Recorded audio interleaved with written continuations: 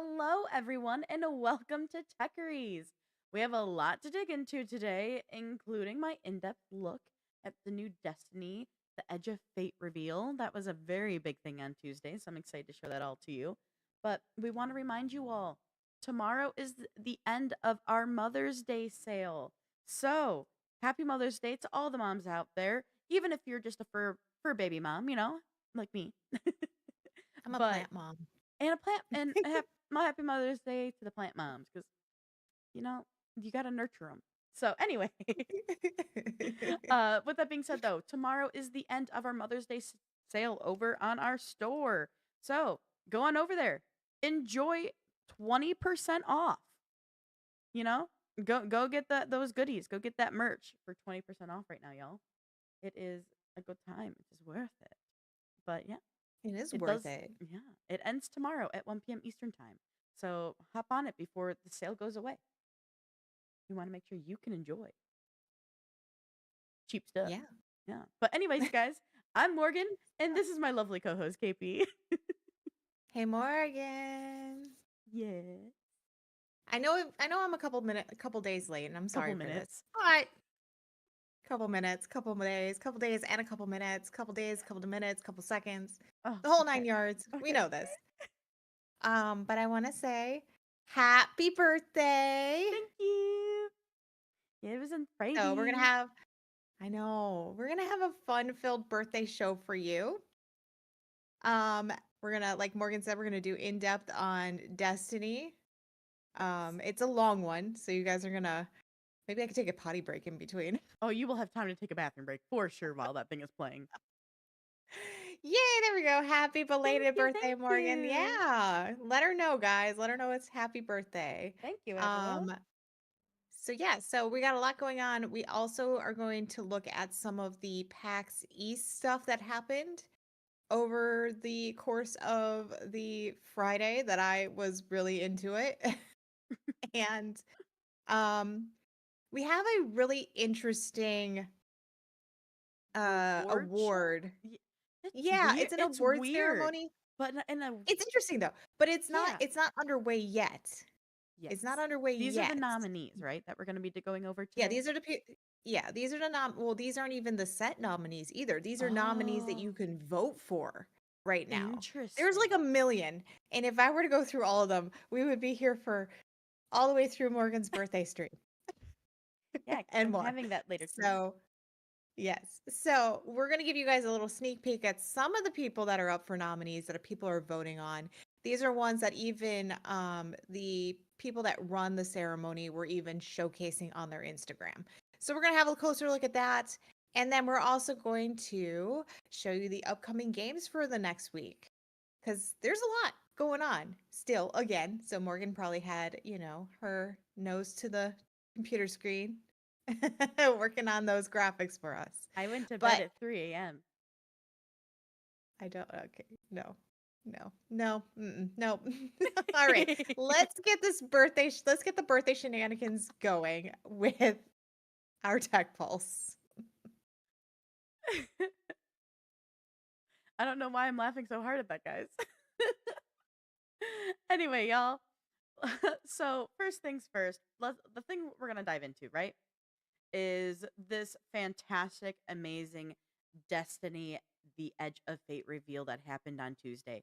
As always, when there's a big update, Destiny and, well, Bungie does a massive reveal stream. So I watched it, I live streamed it and did a live reaction. I know Ramp, who's in chat, did as well. But for now, guys, we're gonna just take a back seat. I gave you a full breakdown in this video I want to play for you all. So we're just going to go ahead and play that for you now, and then we'll chat a little bit more about it at the end. But here, guys, is my breakdown of the Destiny 2 Edge of Fate reveal. After 10 years of Destiny, we took on the darkest force yet, the Witness in its final shape. We Guardians prevailed, but keep your eyes up because the Destiny 2 story isn't over yet. On Tuesday, May 6th, Bungie finally revealed our next big story arc, the Year of Prophecy, on their Edge of Fate reveal livestream. And boy, oh boy, Destiny is going through some exciting evolutions. So what does the Year of Prophecy include? Well, we're getting 2 expansions, core game updates, major seasonal updates, and much more.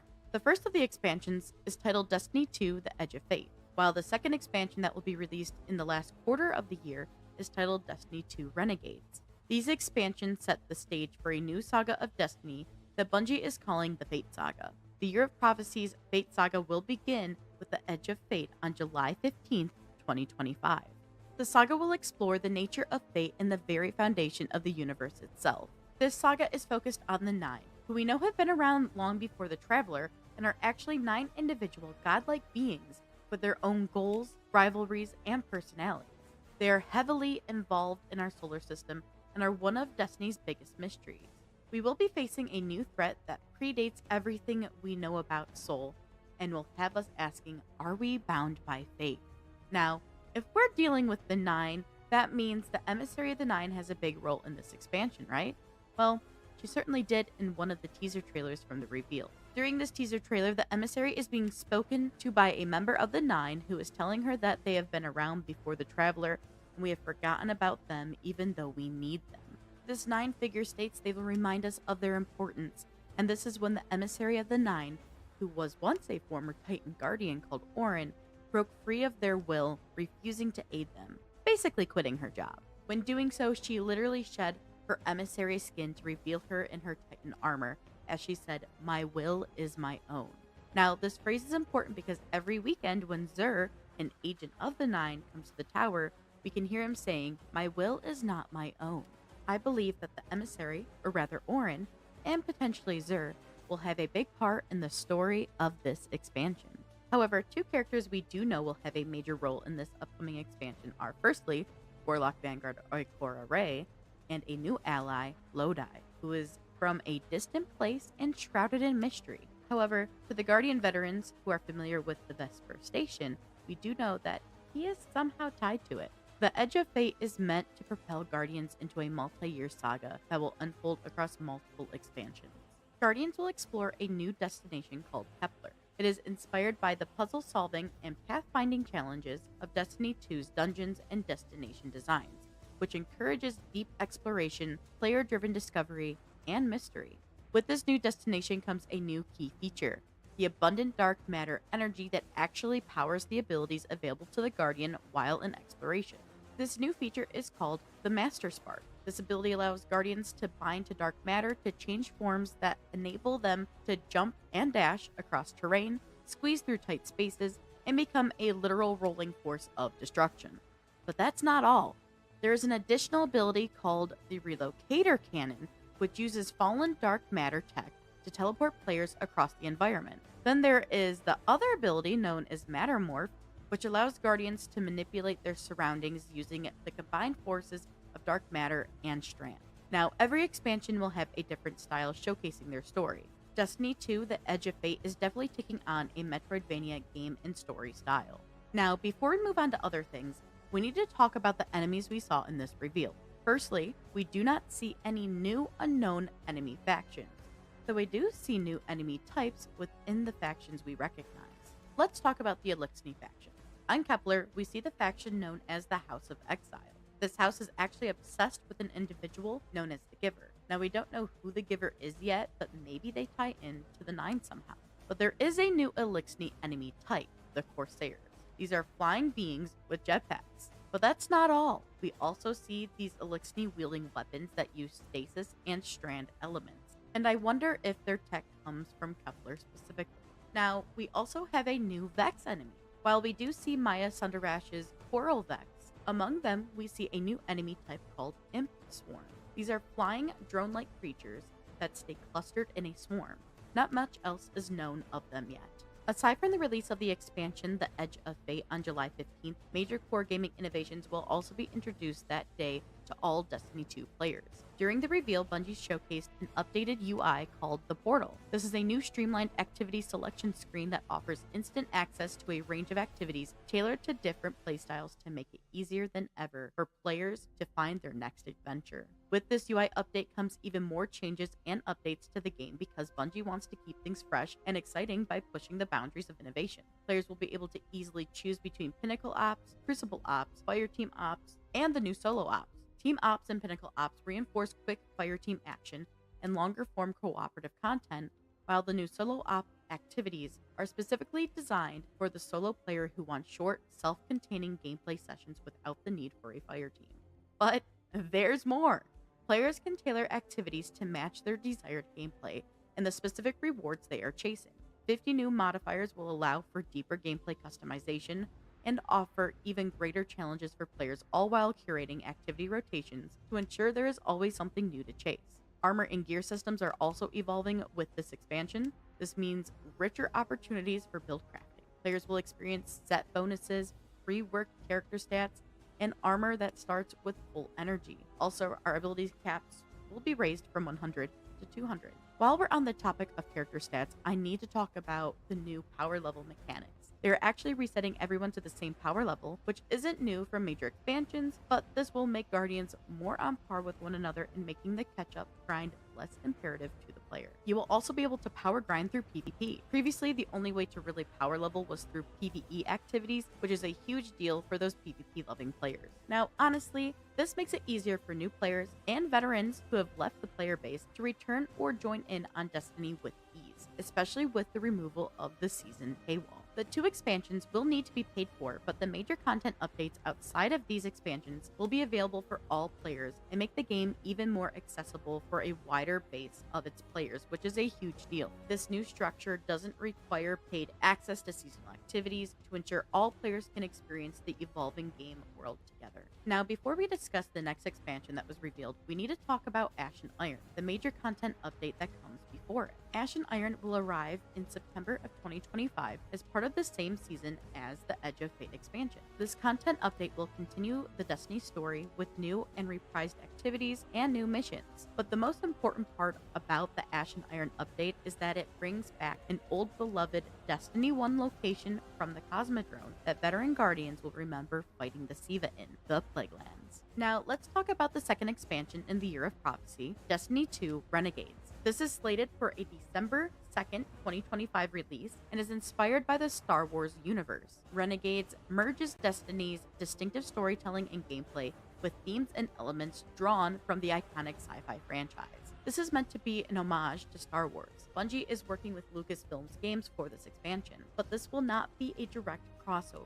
The narrative of Renegades is an integral part of the Fate saga and will introduce new Destiny characters, innovative activities, and evolved mechanics designed to surprise and delight players. But let's be honest here. I just want the lightsaber-looking blade the Warlock has in the teaser video. Now, continuing on, Bungie revealed the roadmap for the Year of Prophecy. Each year will now feature 4 major content beats. These are in the form of 2 paid expansions and 2 major updates. They even stated in the reveal that these expansions are said to be larger than Destiny 1's Rise of Iron expansion. And trust me when I say that is mind-blowingly huge.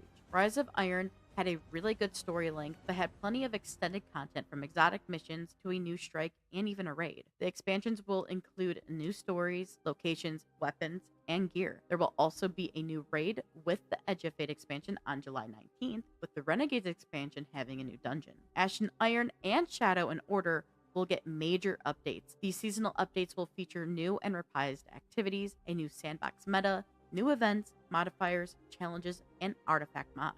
We also see on the roadmap labeled Reward Pass. This is where Guardians can get their hands on new exotic weapons and ornaments, new legendary weapons, armor ornaments, and cosmetics. Now, if you think that's a lot to take in, you're right, but there's even more. Destiny 2 is bringing back its shooting range with actual scoreboards. You will be able to switch out enemy types as well as their difficulties. This will be an amazing tool for the Guardians who love playing with various class builds. Also, for those Vault hoarders, the Destiny 2 team has stated on social media that the Vault space is not changing in the Edge of Fate, but they do have additional Vault space and quality of life features planned for Renegades later this year. At this time, it's hard to say how I'll like this updated structure, but hopefully there will be enough story missions to pad out the campaigns so that this new format can work in Bungie and the player's favor. Now, if you want to pre-purchase the Year of Prophecy, the best price version for the money and content is the $100 option. You get both the Edge of Fate and Renegades expansions, reward passes, and exclusive cosmetic items for both expansions. There is also a pretty sick looking collector's edition for $275. The Edge of Fate is around the corner, and once it's here, you'll be able to truly see what we think about the updated and evolved form of Destiny 2. Until then, eyes up, Guardians. What part of the Year of Prophecy is the most exciting to you and why? Let us know in the comments. All right, everybody, that is your look at the Destiny 2 Edge of Fate reveal and my full breakdown of it. There's more to come. There's a lot more to talk about. We could talk about all the different bundles that's out there, but there is a little bit more I wanted to discuss. So, lastly, following the Bungie's big Destiny reveal stream was the new Rite of Nine event. It's live now on Destiny 2 for all players and offers a fresh take on dungeon diving for both for both seasoned and new dungeon crawlers. So this event features the iconic dungeons called Prophecy, Spire of the Watcher, and Ghosts of the Deep. The event also introduced unique twists to the familiar encounters and refreshed dungeon weapons with a Nine-inspired look. During this event, which acts as the prologue for the Edge of Fate expansion, you will reconnect with Orin, the mysterious emissary of the Nine, before she quits her job. So, also, a new game mode coming to Destiny is Heavy Metal. It's Briggs versus Tanks. It is going to be great. It released actually yesterday on Saturday, May 10th, and I can't wait to dive into it as they're making a new Sparrow that can actually shoot things, which will be available like during the event. And yeah, it's definitely going to be it's exciting, it's chaotic, and I cannot wait to dive into this new event type. And yeah, I think Ramp and I will be actually diving into it tomorrow evening. So it'll be a good time. So yeah, guys, No, a Ramp lot of makes a info. good point. Yeah, he does make a good point. It is a lot. It And for is a somebody who doesn't lot even to take in. play Destiny, I was like, Morgan, this is a lot. But Morgan, I really want to know now, are you going to lean towards a warlock? Because you did say that you want the lightsaber. Yeah, the lightsaber itself. So here, listen here. The warlock happened to be holding the lightsaber blade, but the blades usually are available to all players. So my hunter can have a lightsaber too. So no, I'm staying a hunter. No, I think you're lying. I think it's just for the warlock. I'm going Yeah, to stick with that I don't as think it's my class mindset. specific either. So I'm a hunter for life. Hunter main hunter hunter. Let's go. Anyway. Hunter, the most ridiculously jumping character ever. I'm like, give me the glide. We're I would speedy. rather Let's glide. go. Oh, believe me, I played Hunter. I was like, no. It's my They piece. might. They might. You never know, Ramp. I feel like I Destiny doubt will it. always throw something at you guys. I doubt it just because they I don't haven't know, done that in the man. I don't past. know. There are some things that like I feel like they do specifically for specific classes in that game on For some purpose. things, yeah. And It's I'm usually like, not that's it's usually not too much for the weapons though. So, but we'll see. We'll see what they do when Renegades comes out much later this year. It's going to be coming out at the near the end of the year, so true. we'll have to wait and see. I know they're going to be doing so Swords. Bungie has said they're going to be doing more like live streams and like reveals and stuff leading up to all the things that are coming. So this was our big one. It was very much focused on the Edge of Fate because that's what comes out in 2 weeks, or sorry, 2 months, on July 15th. So from there, we're gonna get when we're getting to Ash and Iron, they're gonna probably do their own little mini reveal event. That's usually what they do. We'll have a much bigger reveal event closer to Destiny Renegades that gives us more information than what they already gave us. Because that was literally anything we learned about Destiny Renegades was like the last 2 minutes of the live stream. And then we basically know nothing about the last like mini the like mission or sorry major upgrade or content upgrade, which is the shadow whatever. I'm blanking on the name now, but yeah, thank you. September 9th is the reveal for Renegades, so we'll know more about the Star Wars like not the crossover but the Star Wars influence on September 9th. So when that happens, we're gonna have another video. Don't worry. We'll be following this because it is one of my favorite games. So, but I'll be gearing up speaking, to play Borderlands. So yes, but speaking of favorite games, you have more info on one of yours. yeah, so if you guys did not watch on Friday, it was another day of full of all eyes on Gearbox as they released more details behind Borderlands 4. So I have a breakdown of what was talked about during their PAX East showcase, and Morgan's gonna hit play for me. Yeah, here it is, guys. Just over a week ago, Gearbox partnered up with Sony to share their state of play for Borderlands 4. where Vault Hunters got to learn more about the storyline, the Vault Hunters, and the guns. But there were still many questions left unanswered after that event ended. On Friday, May 9th, Gearbox held a showcase at PAX East where the team went into more details behind the game itself. The devs talked about the planet Kairos, the Vault Hunters, the gameplay, the guns, and even shared some other little tidbits about the game that they didn't want to dive too deeply into. So let's break it all down for you. First up, Elpis slammed into Kairos, which is controlled by the Timekeeper. The Timekeeper controls everything from the propaganda to his army, the Order, and outlawing vault hunting. But after Elpis slammed into Kairos, the Timekeeper begins to struggle to keep everything under control. Let's look at Kairos itself. The planet will have a dynamic weather system, which includes rain, thunder, storms, and dust. This won't have an impact on your damage, but it will impact your vision. There will also be story missions and dynamic world bosses along with NPCs that you can help along the way that will reward you with loot. During the state of play, vault fragments were talked about to unlock a vault, but it turns out during the PAX East showcase, there will be multiple vaults located around the world. Gearbox says this is their biggest world yet, and with that, there will not be a mini-map, and instead, there will be a compass to help players get to objectives. The reason behind this is because this game will have verticality, and having a layered environment in a 2D map can make it confusing to players. Let's talk about Eco 4. We learned more about our new robot bestie who will be joining us. He is made from doll parts. For those who noticed, the manufacturer doll wasn't around for this game. He will also control your HUD, provide you with rewards, so no more having to run back to Lilith or other characters to constantly receive your check-in reward. They added a cute little feature that when you die and fight for your life, he will get super sad and does a little robot tear when he cries. Eco 4 will also be customizable, and the devs hinted that you will be able to give him different hats. I really hope we can give him a fun top hat in this game. We did learn a little bit more about the Vault Hunters we'll have a chance to play, and this might help you decide which one will be your main on day one. First up is Vex the Siren. She has Dark Siren powers, and her action skills are Incarnate, Dead Ringer, and Phase Familiar. Trouble, Vex's cat, is actually named after one of the devs' cats, which was a nice little fun fact to learn about during the showcase. So the devs went into a little bit more about her Dead Ringer skill. She can spawn a Reaper, which can taunt enemies to take the heat off of you, or summon Spectres, which specialize in damage but are very fragile. Vex also has the ability to apply her elemental attunement to whatever she summons. For example, if you have a Malawan gun that has fire and cryo. When you switch to cryo, you can make a Reaper slow down the enemies and then switch your gun element to fire and summon 2 Spectres behind them that will light up the enemies. Next, Rafa the Exo Soldier. He grew up in a microgravity world and struggles to live anywhere else. TDR gave him this exosuit. He has kinetic skills and can have energy blades, shoulder-mounted cannons, and is one of the most agile Vault Hunters on the roster. Harlow the Gravidar.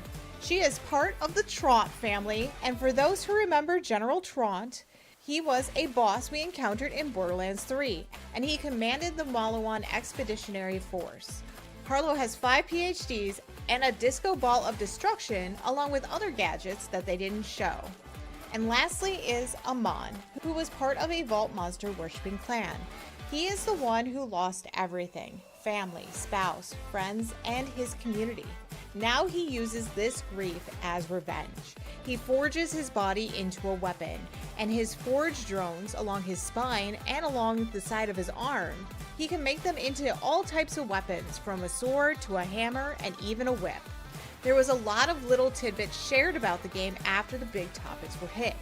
We learned there will be a badass guardian rank that we will have to choose between behaviors, and we'll have to make some really tough choices. Ordinite will be in the game, which is the sister element to Iridium and has an opposite effect. It will not be used as currency, but it will explode. And the last thing that they talked about was the price. This is what Gearbox's CEO, Randy Pitchford, had to say. I'll tell you the truth. I don't know. And that is the truth. I'll hit it. I'll hit it straight on. And it's an interesting time, right? We've got the on one level, we've got a competitive marketplace where people want to, where the people that make those choices want to sell as many units as possible, and they want to be careful about people that are price sensitive. So there's some folks that don't want to see prices go up, even the ones deciding what the prices are. There's other folks accepting the reality that game budgets are increasing and there's tariffs for the retail packaging, and like, it's getting gnarly out there, you guys. The fundamental philosophy is we want people to buy it so we have the resources to make more, but we want everyone who buys and plays a Gearbox game to feel certain that they got the better end of the bargain. Whatever the price is, that they got the best value. And that's the philosophy that we live by. And so we're gonna have a price set soon, and it might be the new price that like Nintendo and Microsoft have led with. It might be that we stay back. It's gonna be the people at the publishing house that decide that. And if it is cheaper, then maybe we'll sell you that mini map that you guys want, but we'll develop later. How bad do you want that? $10? I don't know. I'm just kidding. Or am I? I'm just kidding. Or am I? I'm just kidding. Or am I? I don't know. We'll know soon. Yeah. I think it's going to be fine, whatever it ends up being. I think it's going to be amazing, whatever it is. Borderlands is fucking amazing, and it's worth it. While we don't know exactly how much this game will cost us, pre-orders will start soon, and Gearbox told us that the game budget for Borderlands 4 is double that of what they spent on Borderlands 3. So keep checking back for when pre-orders open up, and I can't wait to see you guys on day one, and we want to know, what aspects of the game are you most excited about when it launches? Let us know in the comments below.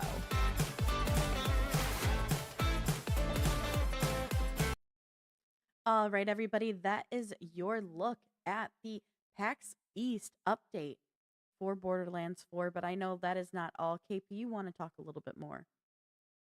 Yeah, so there was so much, there was so much information that I couldn't put everything in, or it would be longer than Morgan's piece. And so we were doing that to you guys today. But I will say that it's very interesting that we are learning more about these Vault Hunters and the craziness behind their backstories.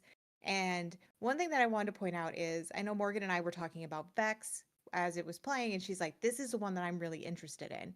And so one thing that they brought up was regarding skill trees. Mhm. And for instance, if Morgan was playing Vex and she was playing the Phase Familiar, aka Trouble, and I was doing the same thing, the way that they built these skill trees is that we can have variations of the same type of action skill. So if we both have Trouble, we can play Trouble completely different from each other and still have the same concept of an action skill. So I think that's really interesting compared to how all the other ones were, because it was very much like you had to follow this skill tree, and you couldn't really shake it up. They tried a little bit in 3 with the kind of mix and matching of things, but this one I think they actually took the concept to the next level. Another thing that they pointed out was the fact of legendaries.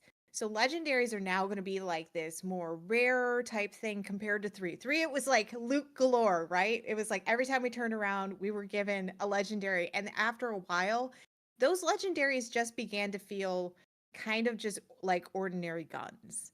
And that's kind of an issue. It kind of lost their attraction, their appeal, right? And so they realized this. They sat back and they said, you know what? We realized what we did wrong and we want to fix it.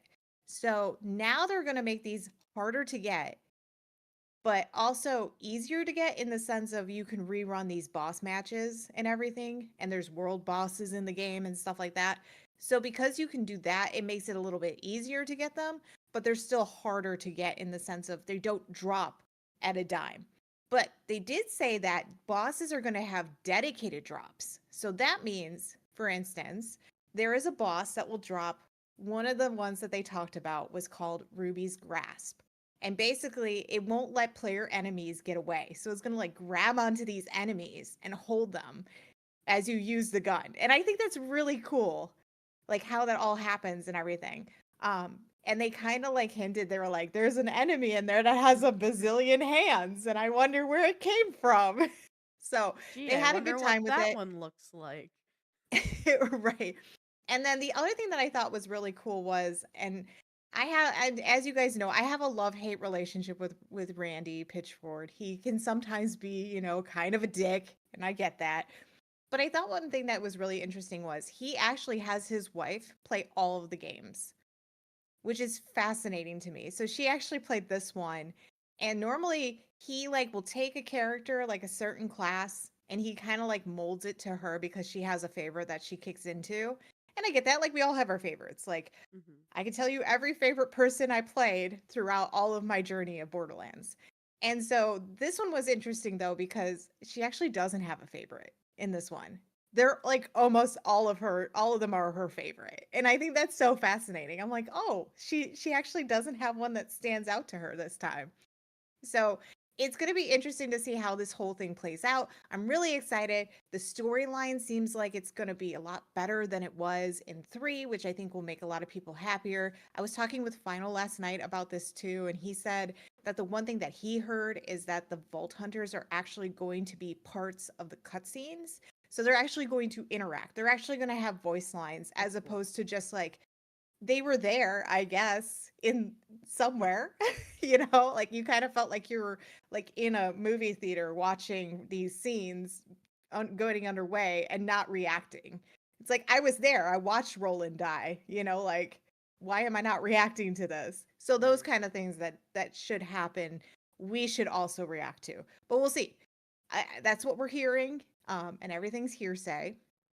But in celebration of PAX East, there have been a lot of things going on, and it's still going on right now.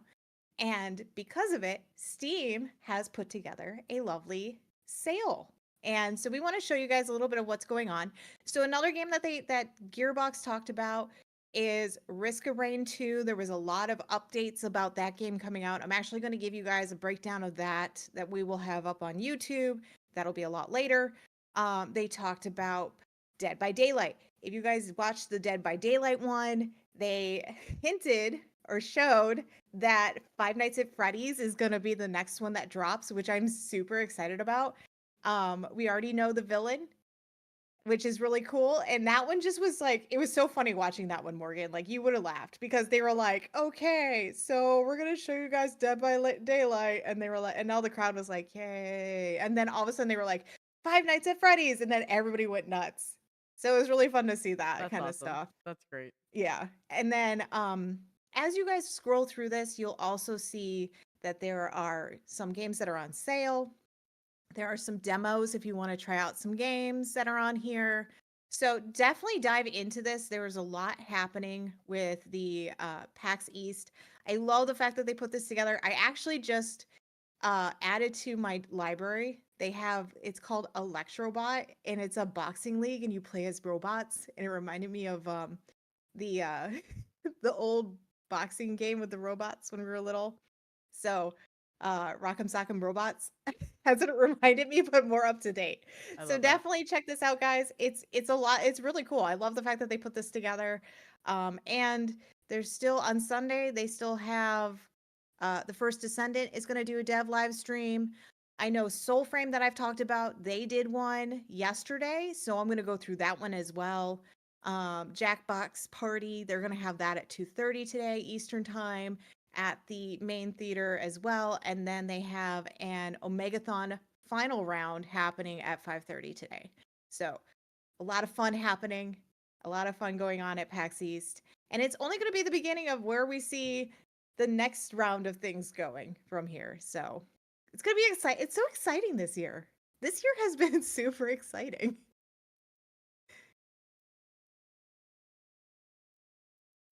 Morgan's in her own world right now. Sorry, I was like, wait, where's my switching thing? And I didn't like. I was like, oh wait, somehow my whole like line got scrolled and it was hiding. I was like, no, give it back. I need the Oh, scene I can switch to. Sorry. no, you're good. Yeah, this year has been insane for gaming, and I'm really A excited to see where the nuts year rest of for it gaming. goes In because June is 2026, gonna so be like this year's nuts. Like you're about to say, June's crazy. It's going to be absolutely insane. And then we're starting to get information about things that are either being pushed or is coming out in 2026 now. And it's like, Yeah, whoa, these next 2 years are going to be wild. It's going to be a wild ride here in the gaming year. I know. Morgan has a piece that she's going to be working on that's going to be awesome regarding all the stuff regarding GTA 6. Yeah. And that one's because of all the information that's been going on. Yeah. Final says that 2024 was a lull, so we could have a better 2025. Hell yeah. I just wish I had a job because it's so expensive. Like dancing. This year has been expensive for gaming. Yes. Uh, Yes. uh. Well, and we've had a lot of lawsuits that we've been following too. There has You been a know, from lot Schedule going on. 1. Yeah, from Schedule 1, and now we're going back again to Palworld and Pocketpair and Pokemon. So Morgan actually has an update on that whole shenanigan lawsuit that's been going on. Yeah, I do. Oh my goodness. So everybody, oh my god, oh man, there seems to be a new development that stems from the Palworld versus Pokemon lawsuit. So firstly, just to give everybody a quick recap, Palworld launched on Steam, priced at $30 and went straight into Game Pass on Xbox and PC in early 2024. So it broke sales and concurrent player number records during its release. So, after Palworld's massive launch, comparisons were made between Palworld's pals and Pokemon. Some people even accusing Pocketpair, which is the developer of Palworld, for ripping off Nintendo's Pokemon designs. However, rather than filing a copyright infringement lawsuit, Nintendo and the Pokemon Company went down the patent rabbit basically went down the patent route. And they want 5 million yen, which is approximately 32,846 US dollars, uh, each, by the way, for each patent, plus late payment damages, as well as an injunction against Palworld that would block its release. Now, in November, Pocketpair confirmed they were being sued for 3 Japan-based patents. Half a year later, Pocketpair has now provided an update admitting recent changes made to the game were indeed the result of legal threats. Now, it has been confirmed that the patch V0.3.11, which released in November of 2024, was the result of the ongoing litigation and removed the ability to summon pals by throwing pal spheres and instead changed it to a static summon next to the player, along with many other changes. Now, this is because, just a quick little side note, this is because one of the patents Nintendo is going after for them is the fact of using like these pal spheres because they're so much like a Pokemon. Or sorry, a Pokeball. So now the changes do not stop there. Another patch was just forced upon the game as a result of the ongoing patent lawsuit with Nintendo and the Pokemon Company. So the most recent patch, which is V0.5.5, made even more changes to Palworld so that gliding will be performed using a glider rather than with your pals. So you can't ride on your pals anymore and fly around the world. So basically, now pals in the player's team will still provide passive buffs to your gliding, but players will now need to have a glider in their inventory in order to like glide and move around the map. So this is a bummer because I love being able to just get on my pal and fly around. I think I'm worried about this gliding mechanic. How like do I need to make sure I'm gliding from really high areas? Like how will this impact the expiration? But Pocket Pair said they were forced to make these compromises out of fear of an injunction being granted that could block the development of Palworld. Despite making these changes, Pocket Pair said it will continue to dispute these claims made in the lawsuit, focusing on asserting the invalidity of these patents. But here is Pocket Pair's full statement. We would like to express our sincere gratitude and appreciation for the continued support of our fans over the past few months. We apologize for not being able to share as much information as we would like. but we trust our fans understand how difficult it is to be fully transparent while litigation is going on. Currently, we remain involved in prolonged legal proceedings regarding alleged patent infringement. We can continue to dispute these claims and assert the individuality if these patents are in question.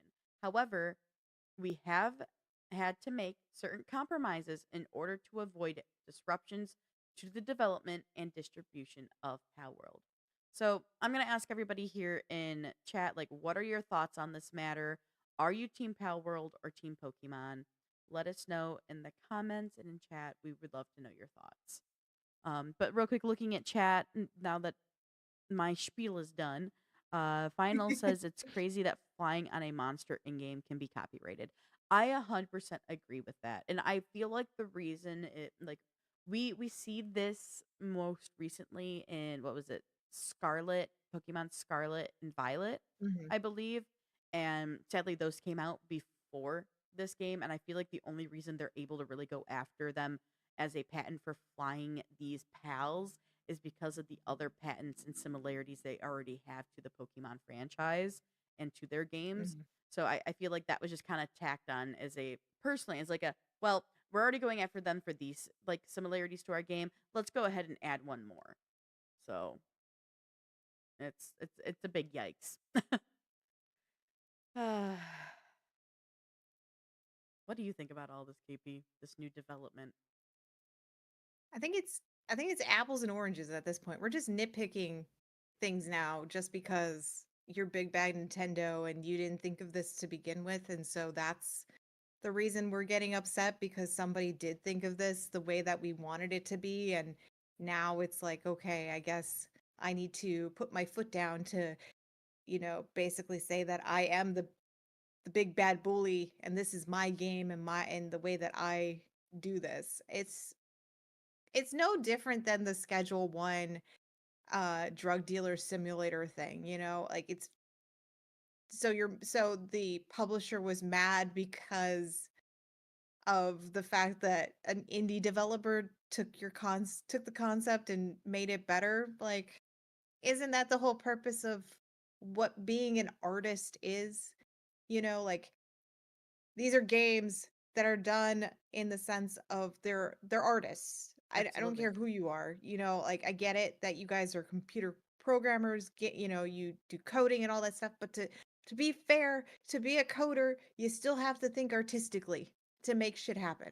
So, it's all art in a sense. And that's like telling me that I draw an apple, you draw an apple, but yet my apple apparently now is going to be sued because it looks similar to your apple, even though it's an apple. Yeah. Like, come on. Like, that doesn't make sense to me. If we're going to be upset about something, get upset that they ripped off names, get upset that they are using, you know, art in a sense where it looks too similar. But we're not even seeing that. Like, Sure. it's Sure. not like they sat there and made a Pikachu and then called it Pikachu or made a character that looks like Pikachu and called it Pikachu. We're not doing that. We're not using names that are similar. There's no characters in there named Ash. There's no characters in there named Misty. Like there's no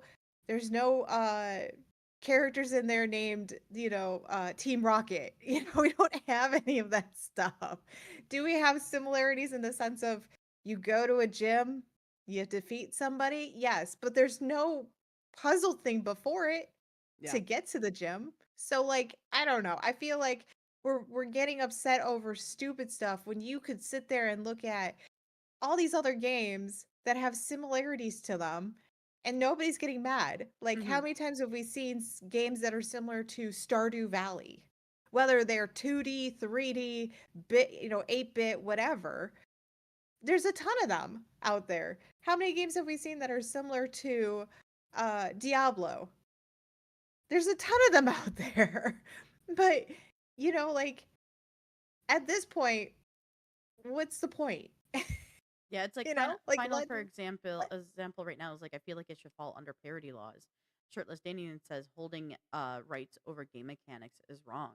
And I honestly agree with them. To scroll up a little bit too in our chat, just um to talk about some of the things they were saying while you were chatting was Yeah. Final does say like I'm on the side of the gamers. We're the ones suffering because of these copyrights. Like just like the Warner Bros. Nemesis system got copyrighted by Warner Bros. And then they shut down the company that made Shadows of War.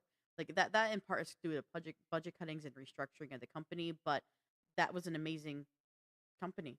That was they Yeah. made amazing games, and it's like I do agree with you. Like I am in this specific story, I am on personally Pocketpair side. I'm on the side of Palworld. Because as Yeah. Element says, Nintendo does have a serious overreach problem that the Japanese courts seem more than willing to cooperate with keeping them in a position of power. They need to be taken down a peg. And I agree. I sadly don't see that that's going to happen, Element.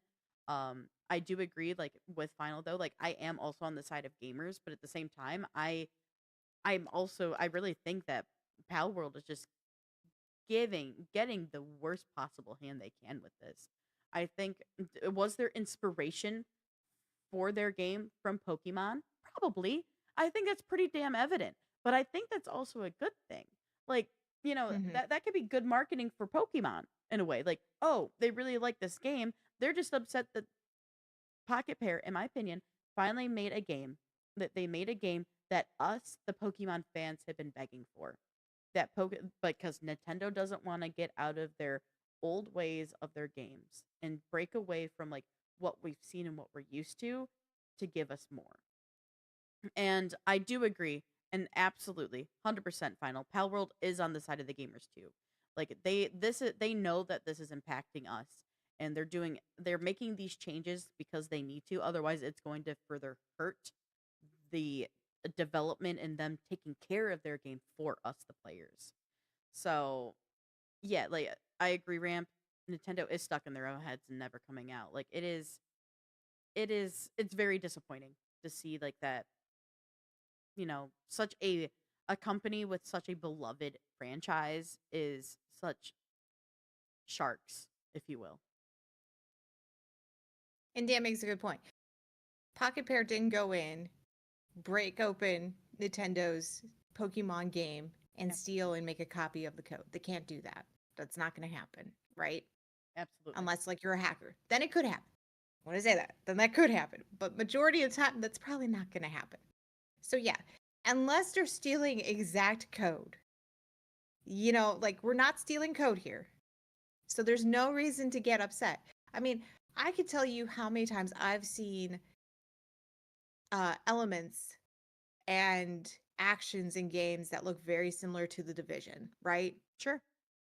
But I'm not going to sit there and be like, you freaking ripped off the Division. No, I mean, because just those are you could say, elements, those are assets yeah, that you can get absolutely. underneath Unreal Engine. And Like they're there for you, that's just and like it's looking at okay. Schedule 1 and Drug Dealer Simulator, right? That Right. like Schedule 1 is still under active investigation. They have not gone to like a actual lawsuit yet. And like the looking at that though is like that like there is similarities, sure. Yeah. I personally think Schedule 1 executes it better than Drug Dealer Sim, but just because they had a similarity and they're not made the same.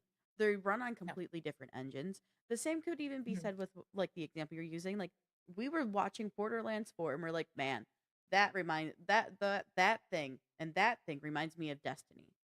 But No one's remember, over here griping. right. But you also said, which I thought was interesting. Let's just go back to that whole example too, Sure, right? sure. So you just said, oh, that looks like Destiny. So we're gonna get like a Sparrow. It's called a Digi Runner. So they changed the name, Yeah, right? yeah. But you just said in your piece and all of your stuff that Destiny is going to add a gun to the Sparrow. What is Diablo or what is Borderlands already doing to their Digi Runners? They already have guns added to them. So are Mhm. you stealing? No. No. The Are way they I look thinking about at the concept of, but I'm just saying, are they thinking about the concept? Because I know the sparrows don't have guns on them. But um but are they thinking of a concept that they might want to move to? Yes. yeah, But are like both parents going to come out and be like having a bitch fight over what's what? No. no. And so that's what I don't understand. Why can't we just understand that sometimes aspects of video games from other ones that we have seen, it's okay to Absolutely. take and use as inspiration to improve something. And that's what I don't Inspiration's a understand. good thing. Like I don't understand why there's this weird like need now in the industries to do this like between companies, this gatekeeping. Like you are all game developers and your goals not is not like it's sad to see like the veil has been lifted. Mhm. These majority of these companies are not here to make games to evolve the gaming industry for the gamers because they were once the gamers like us. They are here to make money, and that is what we're seeing. We are seeing Mhm. it is so transparent now which studios are here for the gamers to like this is their passion.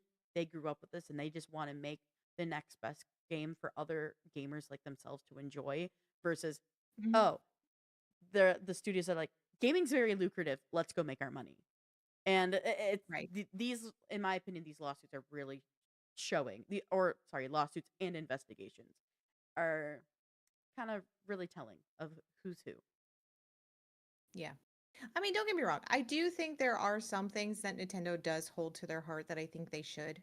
Like, for instance, Mario. Mario is their main franchise that's theirs, and a big part of Nintendo. Mhm. Sorry, I had like hair on my nose. Um, and listen, I was like, get off my nose.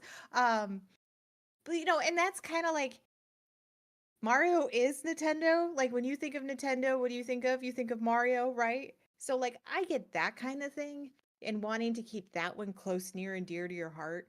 But like if we're just taking and even Final said a while ago, it's like taking and telling somebody that a brushstroke technique is copyrighted and you can't use it for a Yeah. painter. That doesn't make sense to me. I mean, but yes, we have seen people use Mario in other ways too. And God forbid if any of this stuff goes into public domain.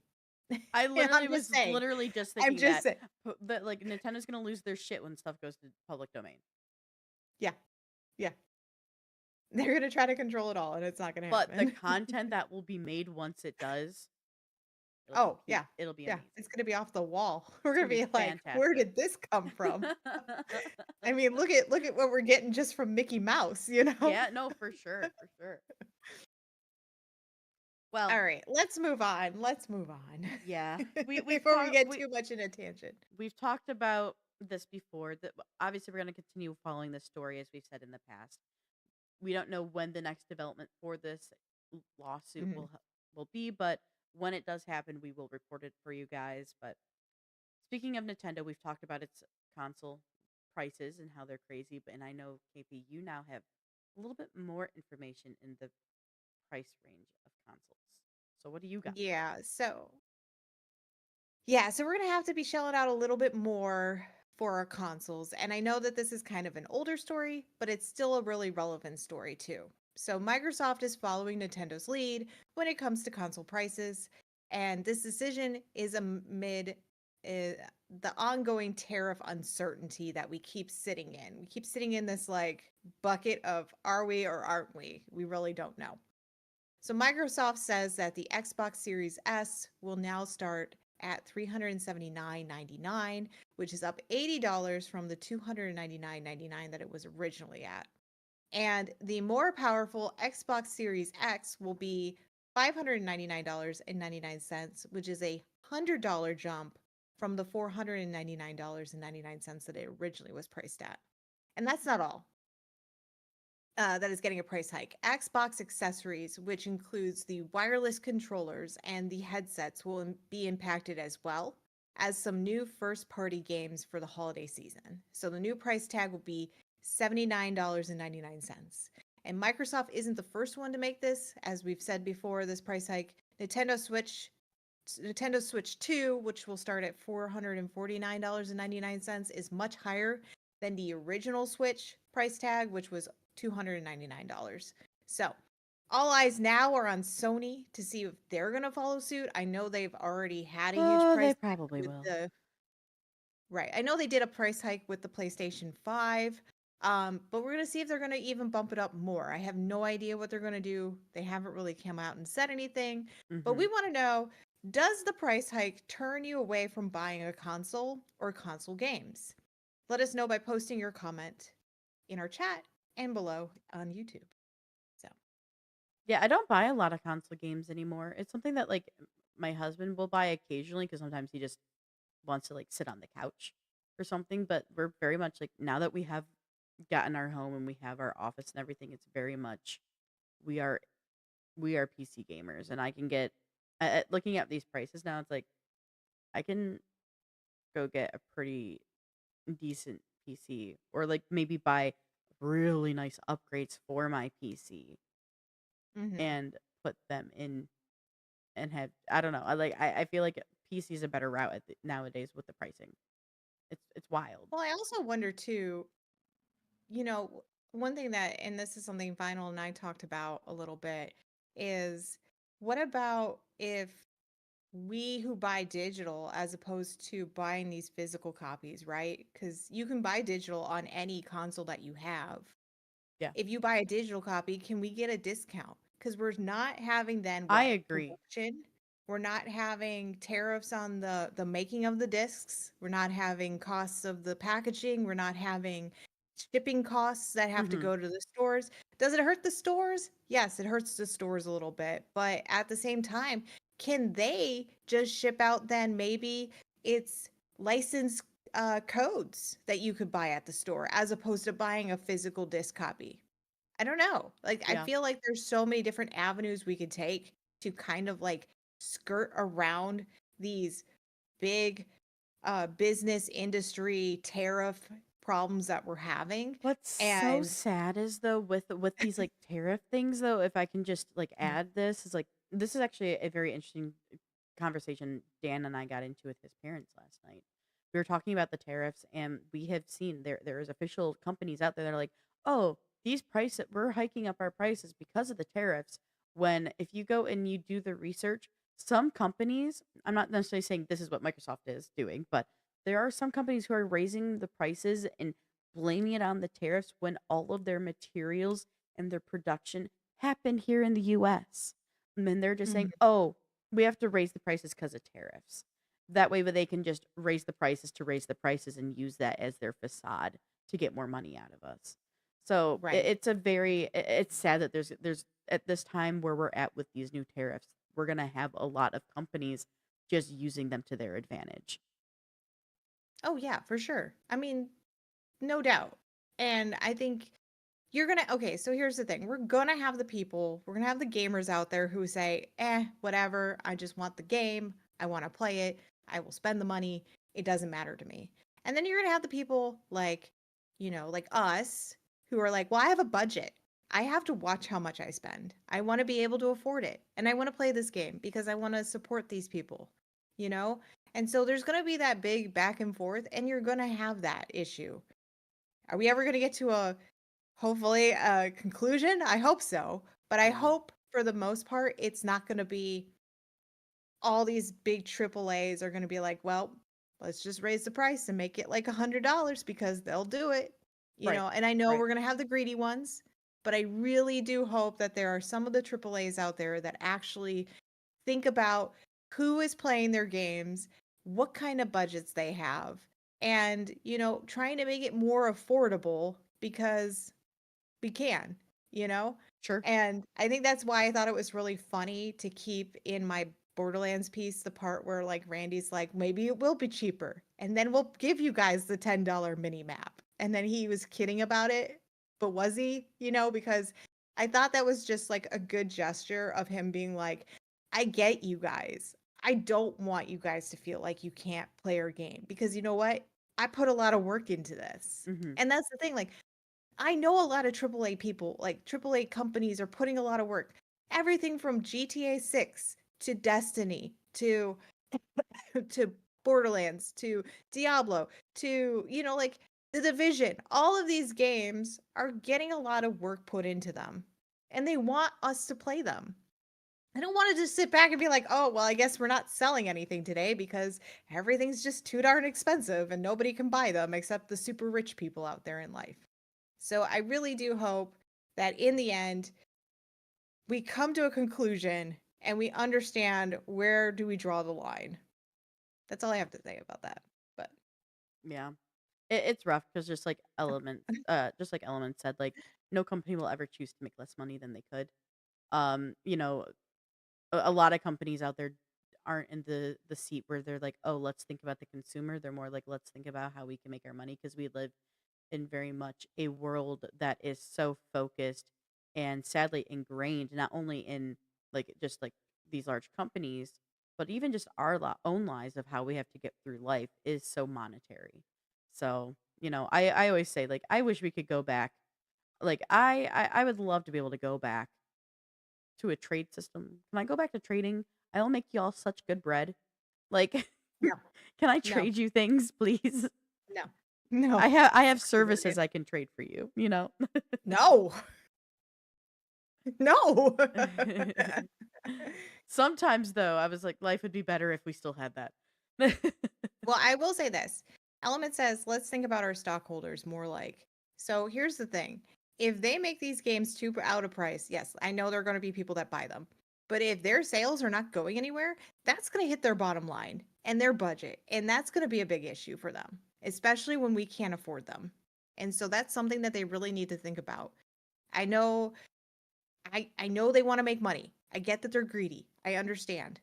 But at the same time, on the flip side, they have their budget. They know how much they want to make off of the game, and they know what they want to get for the next one so they can make the next one.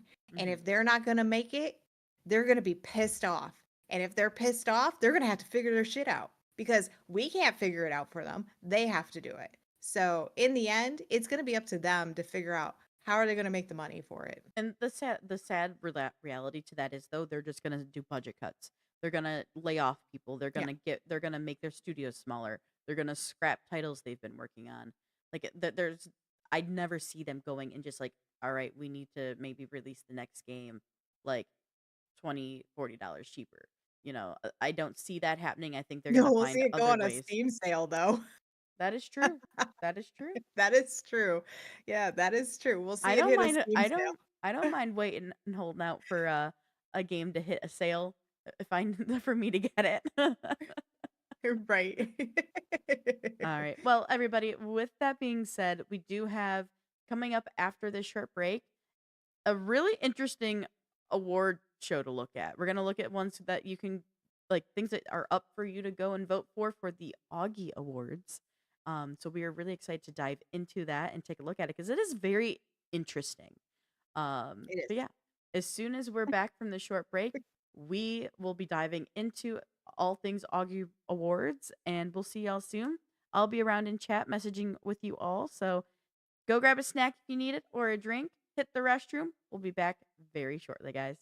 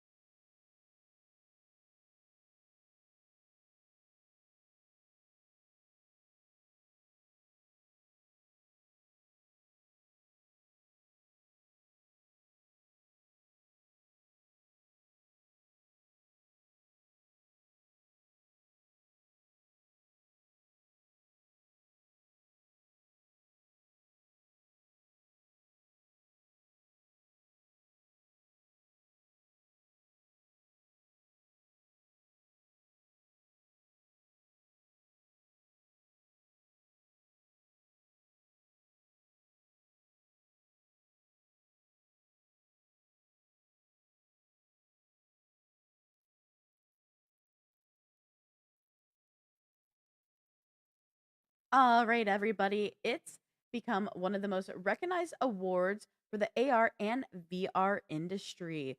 So, the Augie Awards started in 2010 and is now in its 10th year.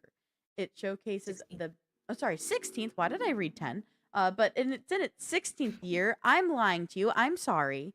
Um, but it showcases the I'm best like, of the hmm. best in augmented, virtual, and mixed reality. Now, as the XR industry grows, so does awe. The Augie Awards saw a record number of nominations for the 2025 awards, so we wanted to highlight some of the nominations that could make it to the final slot.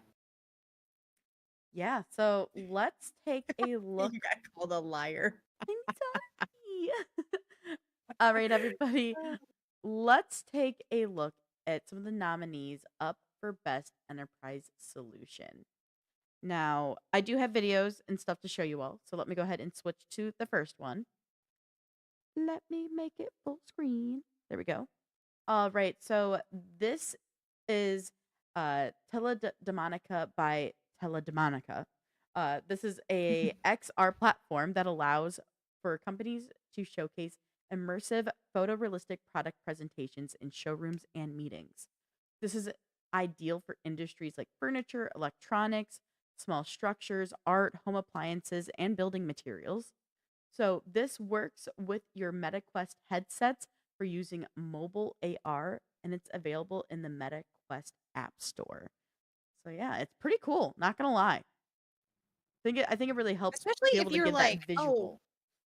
yeah, and if you're like, oh, I really need to buy a new couch, will it fit? This at least can help you with that because I know Hmm. sometimes it's hard to tell what size you need. Is it too big? Is it too small? Did I measure? Oh, I forgot to measure before I left the house This today. is gonna be You know? awesome for like Yeah. developers like who like do building, and then you have like interior designers and stuff working with clients. I think this is gonna Mhm. be an even like such a useful tool, sorry, for future uh future people who do like those type of designing and building and stuff. There's more Yeah. use cases obviously, but I think this is like that's immediately looking at it what I think of. Right. All right, we have more for y'all though. More to show, more to show. So the next one I have, can I not make you full screen? Hello? Hello. It's a Vimeo. It should go full screen. It's not letting me go full screen. That is strange. Well, That's oh weird. well. All right. So hold on. I need to mute Vimeo. It was blowing my eardrums out. Okay. Oh, geez. Oh my goodness, that was loud. They need to look at their audio leveling because that was too loud. Anyway. All right, guys. So next up, we do. Earmuffs. Yeah, earmuffs. I need earmuffs. I'm happy it just didn't blow your guys' ear holes out. Oh my god. I might be deaf now. I don't know. I can't hear a thing, so we're good. Great. Perfect. All right. Next up, we do have is this app is designed for press communication by enabling scalable global presentations, dynamic product demos, and virtual training. So the app delivers interactive 3D visualizations that surpass global presentations. This is ideal for media driven technology showcases and immersive storytelling.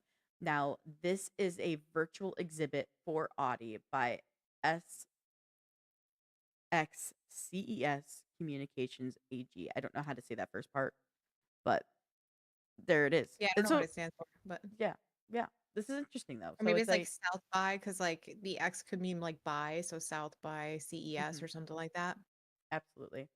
I could see this being really nice though. Like as somebody who has like been in the marketing field and dealing with social media marketing and everything, like the fact that this app is designed for press communications could be a really interesting like look at everything. So it could be really useful tool for those in the media area of of the world. Yeah, and it'd be really cool for the auto shows that are out there. Oh, absolutely. Absolutely. All right, next up though, let me switch on over to the next video I have for y'all. So next we have This is Cactus by Aki Labs, and it's a spatial AI for retail. So this product actually helps retailers with the struggle of shelf space and workforce. This app can make a replica of your store and make it accessible to AI. It then lets retailers get a better understanding of how their stores are running, which products are selling, along with other metrics. So yeah, this one's very interesting and very different. But I'm very curious of how well this use case is. How well is this helping everybody? Well, it's also supposed to help consumers too. So, like, if the store has this app, right? If it's an app, right? And you're like, Hmm. I need sugar. It's supposed to be like, okay, go this way. Like, you see how it gives you the basically the GPS Yeah, type form. It's supposed to absolutely. help you find it because how many times have you walked into like a new area or new store until you get to know that store and you're like, I have no idea where Hmm. anything is in here. Yeah. I have Now, done that so many times from moving. what's Always so much. nice, what I do like is, so I living in Michigan, there's a local grocery store that's only local to Michigan called Meyer. And Mhm. what's nice about Meijer is they have their app now where you can do, like, you can clip coupons, you can do your shop and scan everything else. But if you're trying to find a specific product you've never actually had to buy before, or like sometimes I that happens to me because I love to try new cuisine. So when I'm like, I've actually never bought this item, where is it in the aisle? I can go into the app and type in what I'm looking for in the app, and it'll let me know when I pull up the product, like what aisle it's in. So this is like a more like virtual showing of that. That this is more of a visual showing of, like, go here to get that. So it's really interesting. And as Final said too, training employees on how to stock and locate Yes, items is true too, because absolutely, that's exactly what 100%. this can do. And it will alert the employees if shelves are low, which is nice. There's a lot of good things about that whole entire AI system with it. You know, it's to help, not to hinder or take away jobs. Okay, Completely, what's next? completely agree with you. The next one's really fun. Yeah, the next one also, still, I don't get why they won't let me go full screen. I don't know. I don't know what's up with Vimeo. I just want to be full screen, Vimeo. Anyway, all right. So this one is very, very interesting. So let me hit play on this video and show it to you guys. So, with more and more people flying, this is a product that might help make the flight experience more enjoyable. So, passengers can immerse themselves in virtual cinemas, Im- immersive sightseeing tours, meditation retreats, and multiplayer games from their airplane seat. This program actually launched in July 2024 and has been part of the Lufthansa, Lufthansa flights and works with Meta Quest headsets. So this is actually the in-flight XR powered by Meta, elevating travel with mixed reality. So Lufthansa and Meta's pioneering in-flight experiences by Lufthansa and Meta. So yeah, I um, get motion sickness so bad. That's fair. I could see. I think this is really cool, and I think this has a really great use case, and especially for like really long flights. But on the flip side, I could see this being a problem for that exact reason because of motion sickness. I don't know how well you would be able to handle this, KP. Um, I don't know. I can do headsets because in my brain I know I am the camera, if Sure, that makes sense. sure. So it kind of like doesn't bother me so much. The thing that bothers me is, and this is what throws me off, is I have played multiples on my own headset, which I need to get a new one.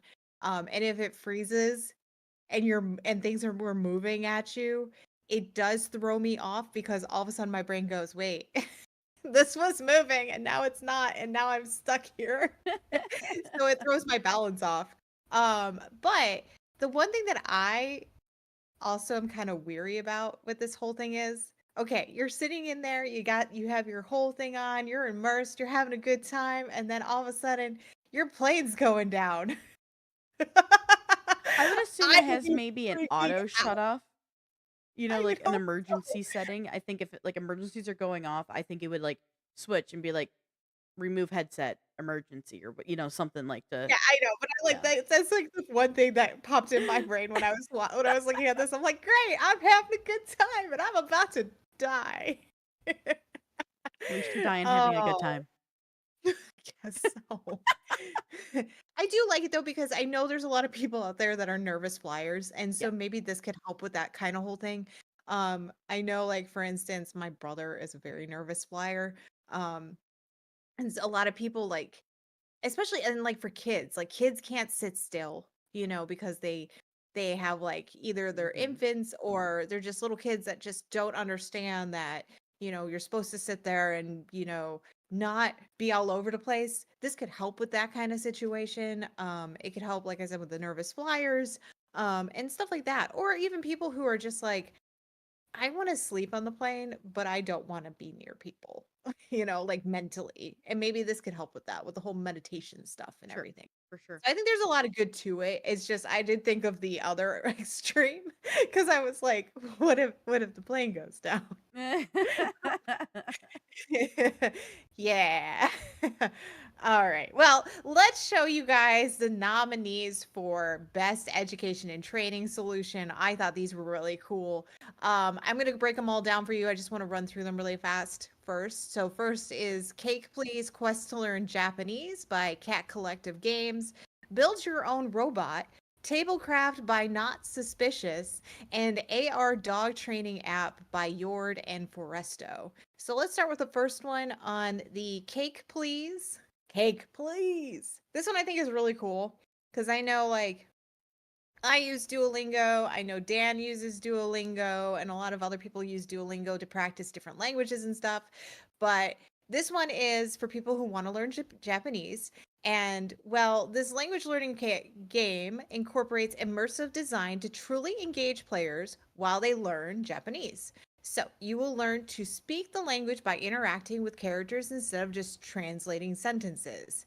Players will learn the Japanese writing scripts of, I'm probably going to mess these up, so we're going to try as best I can, but hiragana, katakana, and kanji by playing various mini games designed to teach incrementally without overwhelming them. And I think this is so great because we I have love this. seen a lot of like, yeah, I can get on my Duolingo and I can, type out a sentence, or I can like translate the sentence back or forward, however we want to do it. But to be able to actually immerse yourself and oh my God, there's a talking horse. I didn't realize that. There is a talking horse. And to be able to actually immerse yourself is kind of interesting to me. And I think this is where we should be going with all of our languages, honestly. Yeah, like for somebody who is Set 'em actively right. learning Japanese through Duolingo, though it works, it's fine.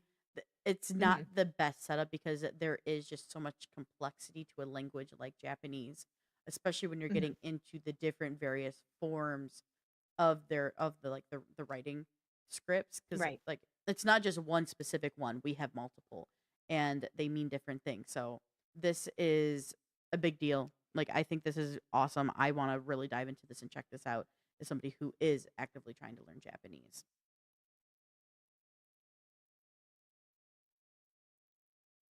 So I'm just reading what Hard everybody's time saying. learning Spanish. I said them right. Absolutely, I Entertainment. But completely yeah. agree with finals. Entertainment has always been the best way to learn a language. It makes it more interactive, more exciting, less grueling.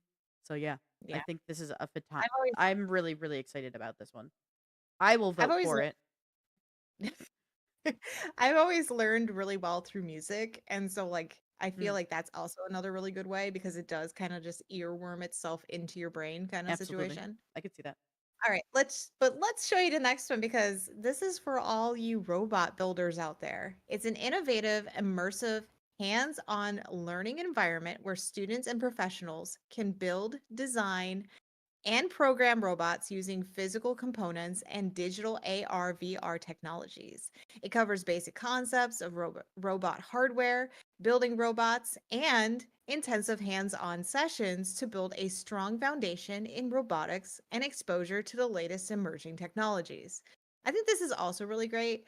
This I is have super always cool. sat there and been like, learning how to build a robot would be really fun. And the fact that now it's in the AR VR is really cool. And it kind of gets kids excited to do it, Hmm. because like I'm not gonna lie to you guys. Math, science, um, chemistry, all those types of, sciency type areas are not super exciting to kids. And because it's hard. It's not easy, right? It's not just learning how to write a sentence. It's not learning how to color something, right? It's learning how to create or learning how if I were to throw an apple up in the air, how long is it going to take for it to reach the peak and then come back down? And understanding that concept behind how physics works. So I think this is such a great way to get kids excited about STEM programs, and I am here for it. I am I all must have about been the a weird kid because I really, really love science. Well, I'm saying like there's not a lot of kids out there that like there are kids that do love that stuff, but Yeah. I mean not every kid. Like when I was little, I wasn't like, "Oh my God, I'm going to go build a robot." No, I was like, "Give me a coloring book. I want to color. Let me go mix some stuff together." And okay, I was a different kid. Okay, I've okay. grown to learn to love science, okay? All right, so this next one is also a really cool one too. This is also for the nerdy sciency kid out there who really wants to get into this kind of stuff. It is called the Tablecraft by Not Suspicious. It is a free VR mad science sandbox where you can craft things from atoms and explore the full periodic table, and you can even master the art of nuclear fission. It's science, rewired, reimagined, and barely regulated. This I think is really cool too, because how many times have you been in like chemistry class and you're like, I have an acid and I really need to be careful and not spill it on myself because what? Acid burns. That's a bad thing. This at least can give kids the chance to go and create things and play with things and not worry about hurting themselves, not worry about making a mess on the floor, or possibly blowing up their house if they get into that kind of stuff. We don't know. But it's just like it kind of puts it in a fun way for them to understand. And I think the colors are so visually appealing that it can help them understand how things work. And and that is literally a poop extraction. Um all right. Well, and I just think that this is a great way for kids to understand how science is in general. Sure. Wait, kids shouldn't play with hydrochloric acid? No, they really shouldn't. All right, the last one is for all you doggy parents out there. This next app is called AR Dog Training App by Yord and Foresto. You'll be able to follow step-by-step tutorials to teach the same tricks to your real dogs, which in turn you unlock new levels and earn badges along the way. This app will blend gamification, augmented reality, and social engagement, complete with live AR filters, personalized accessories, and prize-winning challenges. I think this is so great. Especially for people who want to get a dog and they're like, I want to train them, but I just don't have the money, or I don't have the time. I don't have like the time to have somebody come in, but I have some extra time on the side to do it. Um, and it's just like you could have fun with it. I would be interested to see if they do make a cat one because that would be really funny. I don't know how Owen would do. He'd probably be like, "Mom, leave me alone." Owen's too old of a man to care about being trained anymore. Damn. But I do think this is really good though because it does kind of help with that whole thing, and it's like virtually so you could see how things are supposed to be done and then you can Sure. repeat it. So For sure. kind of helps for those people on a low budget kind of situation. Absolutely. All right, this next one's going to be fun, Morgan. I think you're going to have a good time with it. Yeah. So, everybody, next up, we have the best games for toy nominations. So, with this, the first one we have is immersive novel on style. We then have Mythic Realms. Then that one's going to be followed by Wall Town Wonders, and lastly, Vivarium. So let's go ahead and dive into our first one. Let's take a look at immersive novel on style. So with that being said, in this in this AR game, you will explore the city to progress the narrative. Your real world moments and location directly shapes the story. So immersive novel blends spatial interaction with narrative control, forging a novel storytelling experience where you physically walk through augmented realities. So this one's very interesting and a very unique and different take on it. This one is kind of playing around with your location and where you're at to work on evolving your a story. So like what we see right now, you see like there is like at Shibuya Crossing, they had a Shiba, and there's a lot of story things that unfold through narration of where you're at in the world. So this is really intriguing. I would like to test this out and see what it's like.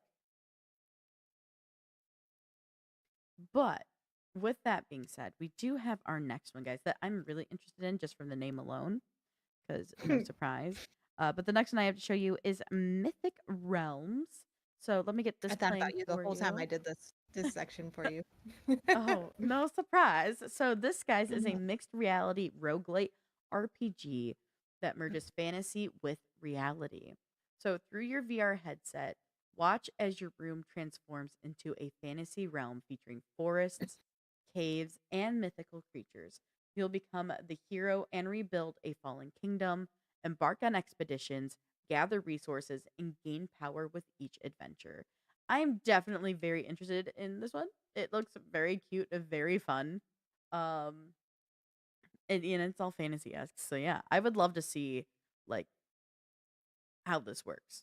This looks like a lot of fun, not gonna lie. But I yeah, feel that like this that was could even Mythic Realms. be like on Steam in general. Agreed. Absolutely agree. All right. The next one that I have for you is Walltown Wonders.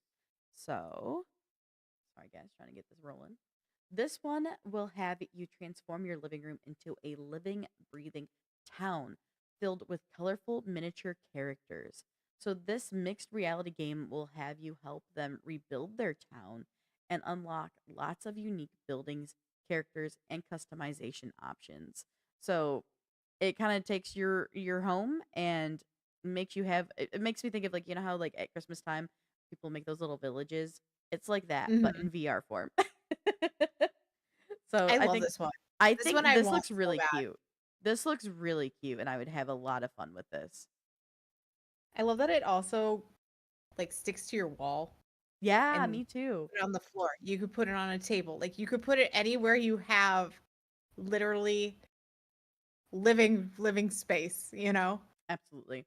And I think And it's so fascinating because it reminds me of those like those builder games like Age of Empires and stuff like that yeah, without yeah, like the build up an army and stuff. Like it's for just sure. so cute. It's This is on really cute. PlayStation VR too. So Yeah, it's coming soon coming to soon to that. PlayStation VR 2, and it's made by Cyborn, is what I saw. So it'll be interesting. It'll be interesting. But lastly, guys, we do have Vivarium, or Like Vivarium. aquarium. Yeah, Vivarium. I got it. There we go. I think close enough. Either way, It's probably vivarium. Like probably it's fine. But virtual arium. probably. So this simulation game will let you raise your own diverse and exotic pets. So you'll actually get to learn about terrariums, design your own aquarium, and share your vivarium with other players. So this game will let you actually connect with nature from your room in a virtual or mixed reality. So it is I love this one too. I don't know why. I like this because this could be a really good teaching tool for Yeah. people who really want to get into like I have had lizards in the past. Like I think this could be a really good teaching tool of like the environments that is required for the different types of creatures you could have either in a terrarium or in an aquarium. Um Yeah. but it also like just I was just about to say what Final just said. Um in the chat, which is like this actually can help teach people not how to care for them, but how to just like make terrariums and how you could like take it on your own rather than going and buying all the pieces and like getting a pre-made one. This can teach you how to make your own, which is really cool. I like that you can share it, like you can show it off. Yeah, me Because to too. me, I'm like, oh, cool. Like maybe somebody did something that they created theirs and it looks really cool and you didn't think of that. And you're like, Hmm. man, I wish I did that. And then maybe it just means that you have to, push to the next level of it to unlock said items to get to that point. For So sure. I just think it's really an interesting one that I think would be a lot of fun. All All right. right. You got our next segment for the and next and last section for the Aussie Awards. Right. Okay. So the last section that we're going to look at for you guys is the best consumer app nominations. So on this one, it is Fun Fitland by Delight Space Interactive. We have Sneaker app, Hit by Super Hyper Mega, and then Fit XR by Fit XR. So let's start with the first one, which is the Fun Fitland by Delight Space Interactive. In this app, you're going to reimagine fitness as a joyful, liberating journey far beyond the ordinary. This app will let you embrace VR fitness as an exciting, energizing part of your everyday life.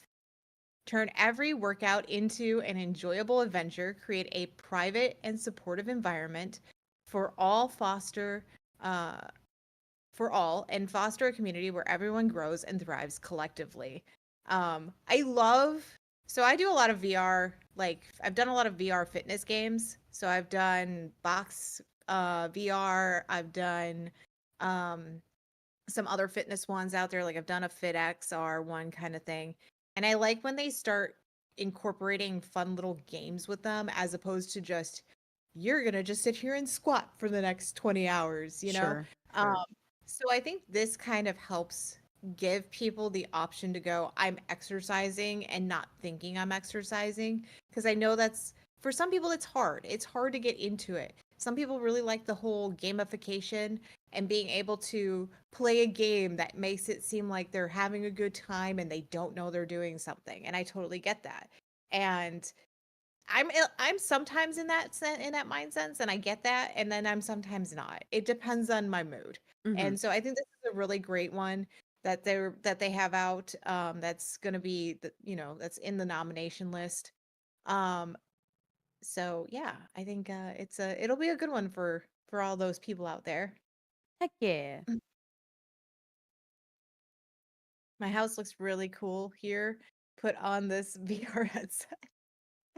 Reminds me of what the Kinect tried to do. It does a little bit, yeah. The Kinect tried to be really cool like that.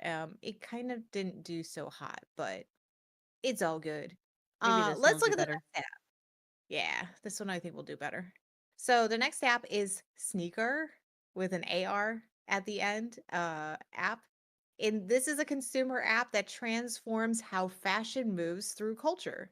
So every step activates immersive brand experiences, turning traditional fashion moments into interactive stories. The app is merging luxury, gaming, and community coverage into something that has never been seen before. It's so great that we only have an image. Literally, I was There. like, "Oh, this is a 14-minute video. What is this?" It's just an image the entire time. Love that. Yeah, I don't really know how this one works, because it didn't really go into great detail, but I think it's for people that really like I can see like Latin is a huge sneaker person. He loves his shoes, and so that kind of makes sense to me that this could be something for him. I will hydrate and I will sit up straighter, I promise. Um all right, this next one though is an interesting one because It's when you so funny. hear the word hit by super hyper mega, you think maybe it's an exercise. It's not. In this next one, you will smash, slap, whack, squishy clay heads in VR. Choose wild weapons like crowbars and guns. Watch heads deform with soft body physics and hear the heads react to each blow. It's the ultimate stress relief tool. It actually kind of makes me laugh. It's like, oh, you're having a bad day? Okay, let me put this on. Okay, let me smack the crap out of this thing for me. Oh, and I like that you could you can get a pig. Crazy. It just What's makes me funny is laugh. this actually reminds me.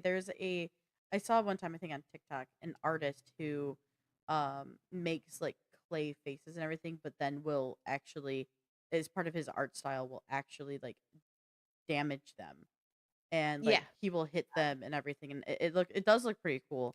So I wonder if that's like what the inspiration was for this. it might have been. All right, and the last one we're going to show you guys is the Fit XR, which launched in January this year as a breakthrough fitness format that transforms workouts into immersive game-like journeys designed to build habit through narrative, challenge, and progression. Is a real-time performance tracking, added adaptive difficulty, and integrated social features. I think this is really cool, because I first I find this adorable. Being able to like go through like you're doing an exploration through the world is so cute. I love this idea. I like the rewards. Me too. Like that is one thing about these kind of games. Like I've done like a box VR like this and everything, Hmm. which is really fun. But I really like when you get the ability to do this with VR because I love boxing. Boxing is one of those things that I am really into. I just don't want to spend the money to go to a gym and hit a bag. So if I can do it this way, it'd be great. But what I love is when they reward you for things that you do, Yeah, because that is the more satisfying part of the whole thing. It's like I'm playing this game. It's like when you unlock an achievement in a game. It's like I did it. And so like getting rewarded for the fact that I've sat here and literally just punched my way through this whole thing like makes me feel good. love it. Well, guys, finalists will be announced, and judging begins on May 21st and runs through June 4th for the Aussie Awards. So then on June 11th, the Augie Awards will be presented. It will take place in Long Beach, California. So yeah, if you're interested in seeing who ends up winning, keep an ear out. Maybe watch the award ceremony and see what happens. I know Morgan and I will definitely probably go back through it and see what we have and probably talk about some of the winners that made it to the finale. Element wants you to sing. Um, boy, oh So I boy, had a on the bad day. that's what I was thinking So too. I was thinking that song too when I was reading it. yeah, that's what he was. That's how Yeah. he's doing it. And so I had a bad day, slapped in VR, made the models pay, and went on a rampage. But it's really okay. Just had a bad day. Nah, I'll do it. I don't care. I'll always do it.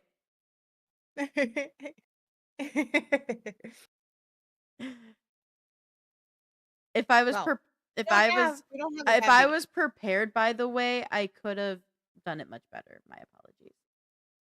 But with that But being we're not said, going to have a bad week though, no, are we we? have a lot of games coming up next week. And as always, everybody, we are going to show you your games that are coming up next week and releasing because, hey, we find some really cool indie games that we didn't even get to know about when we do these things. And that's why we love sharing this segment with you. We are going to go on a short break because I needed to run to the restroom after that hydration that Ramp gave us. So we'll be back momentarily. And when we come back, we will dive into like, I think it's like 15 games or something that are actually releasing next week. And we can see if any interest you. Some of them also have demos. So you can always check them out. But for now, guys, we'll be back shortly and we'll see you with all the upcoming games coming soon.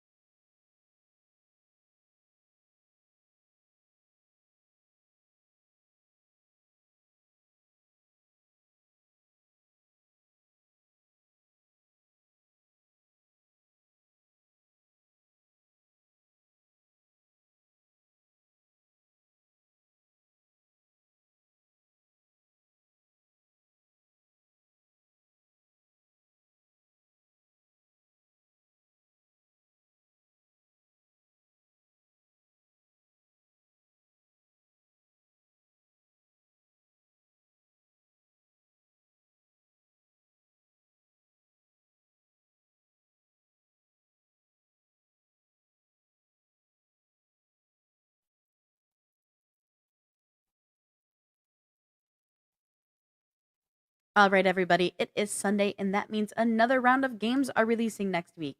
Good news, some of these games have demos, and some are leaving their early access status and moving into their full release phase. But KP, let's have you kick off with the first title that's releasing next week. All right. So we're going to start on Monday this week. I know that we keep skipping around every week, but it just depends on what's out there. So, first up on Monday, May 12th, we have Legacy of Sin Ill Boding. The world as we know it is no longer exists. Join the few remaining survivors, lead them and build your city. Feed your people and organize your defenses to survive the hordes of enemies attacking your kingdom. Mankind's last kingdom, our hope. Can you turn a small village into a great realm?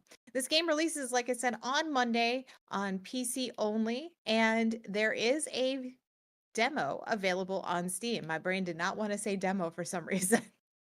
It came up. It was like, go. Well, hey, this next one I have is actually has a demo available on Steam as well. So, moving on to Tuesday already, May 13th, venture through the labyrinth of the Demon King, solving puzzles and fighting fearsome monsters in an epic quest to track down the demon who betrayed your lord and end its life. Labyrinth the Demon King releases on PlayStation 5 and 4, Xbox One, Xbox Series X and S, Nintendo Switch, and PC once again on Tuesday, May 13th. And just a reminder, as I already said, it does have that demo available on Steam, so you can go check it out before you buy. Yeah. I'm excited for this next one. All you Palia fans, listen up. Palia is a vibrant new world made just for you. Craft, cook, fish, and farm with friends as you live the life of your dreams and discover an enchanting adventure filled with colorful characters and a mystery to unravel. So the reason I'm talking about this is because Palia releases on PlayStation 5 and Xbox Series X and S on Tuesday, May 13th. But that's not all. Also releasing on Tuesday is the Elderwood expansion, which opens the doors to a mysterious new adventure zone, an ancient overgrown forest teeming with magical echo and secrets hidden beneath its shadowy canopy. There will be brand new fish, insects, and plushies to personalize your home, along with a new quest story. And they did just say on that they're going to be going down for maintenance. So that's going to be happening soon as they get this ready for you guys to launch. And I know Morgan's excited. I'm excited because we have waited how long for a new storyline? We were waiting so long that I haven't even done the last little tiny update they've done that gave us like one more quest to do. Because I want to be able to sit down and really, really enjoy it all. So I will be going live eventually, and I will be doing like the story I haven't done yet, plus the new Elderwood stuff. I'm really excited to dive back into this on stream. I'm really excited too that it's also coming on PlayStation 5 because sometimes when I get caught up, I want to play Palia, but like it's one of those things I just want to do here and there. So I'm excited to like download it onto my PlayStation 5 and feel how it plays. I played a little bit on the Switch and I did not like how it played on the Switch. Really wasn't a fan, so I'm Right. hoping it plays better on a console like the PlayStation 5 or the Xbox Series X and S. Maybe I can record, like, kind of set up my phone and record my TV screen and like get a fun look at maybe Palia on the TV. So who knows? But I'm excited for all of this. It's gonna be good. But anyway, next up, guys. Next up, we have a thrilling RPG in which a group of young people traverse a world tainted by bugs, death threatening them and at every turn as they confront mysteries and danger. It is packed with despair-inducing death ends written by Makota Kendun, I think, I don't know. Who is it? Anyway, they are an acclaimed writer of Corpse Party. I'm sorry, I know I butchered their last name, but Death and Request Code Z releases on PlayStation 4 and 5 on Tuesday. So yeah, May 13th, you'll be able to get Death and Request Code Z on PlayStation 5 and 4. What's the next one you got for us? All right. Averno City, 1983. Gangs rule the streets, and your father lies restless in his grave. Clean up the city, uncover the truth, and embark on thrilling vehicle chases through destructible environments in this neo-noir action sandbox police game. The Precinct releases on Tuesday on PC, and there is a demo available on Steam. I think I added this one to my library. I'm not gonna lie. That's awesome. This one just seems really fun. That's great. All right, y'all. We're officially moving on to Wednesday, where a game that released in early access last year in March is now getting a 1.0 release. So, Omega Crafter is an open world survival craft game where you have a programmable sidekick, Grammy. So you program the Grammy to collect materials, build your town, craft weapons and armor to challenge strong enemies. You can play alone or with friends online. The 1.0 release will feature a fifth biome, Lost World, along with new features that will further enhance automation and building. This is all happening once again on Wednesday on PC. I love this. And I actually did add this one now to my wish list because I didn't know this was a thing. And then I was like, oh, this is kind of cool. When I was making this graphic, I was like, this is so KP. Damn it. No, I was like, this is actually really fun, and I think I would have a lot of fun with it. And I like that you get to play with others on it. I just want to wait for it to maybe come down in price. It's a little steep for my pocket right now. All right, I Yeah. know this is one that a lot of people have been really excited about. It is Void Sails, and it is a single player adventure where you captain a flying ship across uncharted space. You sail through mysterious worlds, you battle powerful foes, and you make defining choices. Uncover dark secrets in a game where every discovery could bring you closer to the truth or to madness. Void Sails releases on PC only on Wednesday. There is still a demo available on Steam for this. And I know like Rob is really excited about this. And I know some other people that are really excited about this. My interest has been piqued by this one.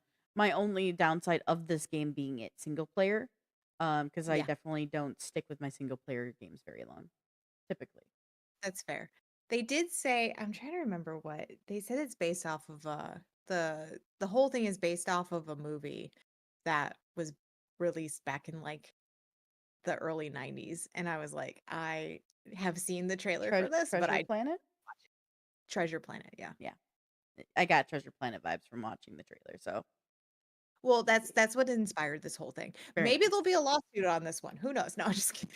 I hope not. No, I actually haven't watched so I've seen like the trailers for Treasure Planet, but I don't recall from my It's a really good childhood movie. memories of ever watching it. So It's a really good movie. It's one of my husband's favorites. it's actually Shirtless Dan's. No, it's Grimm's favorite. It's Yeah, Grimm's favorite. Grimm loves Treasure Planet as well. Mhm. I don't think I've seen it, no. I know. Look, I'm old, people. I have to think back in like how many years now? I can't even remember what I've done yesterday sometimes. No excuses. No excuses. Way too underrated. I probably have seen it and I just don't remember. I'm going to tell you that right now. I've seen a lot of movies in my lifetime so far. Honestly, like for me, like Treasure Planet, Sinbad, and especially for me, the like the Lost City of Atlantis or the Lost Empire, I'm blanking on its full name. I think All of them. All of them. Like I have seen Treasure Island. I love Treasure Island. All of them are underrated. Like they deserve way more hype than they get.